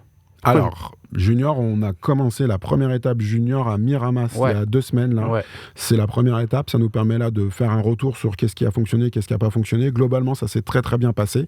Et l'idée, c'est de proposer des étapes MMA League Junior à partir de la rentrée. Et c'est à l'issue de cette année-là d'étapes MMA League Junior qu'on pourra avoir un premier collectif France pour les juniors. Mais il faut qu'on le fasse, il faut qu'on ait un peu plus de compétition. Et, parce que sinon, là, on ne pourra pas sélectionner des gens. Et de toute façon, c'est en août, là, les mondes juniors. Ok. Bon, on regardera ça d'un œil payant.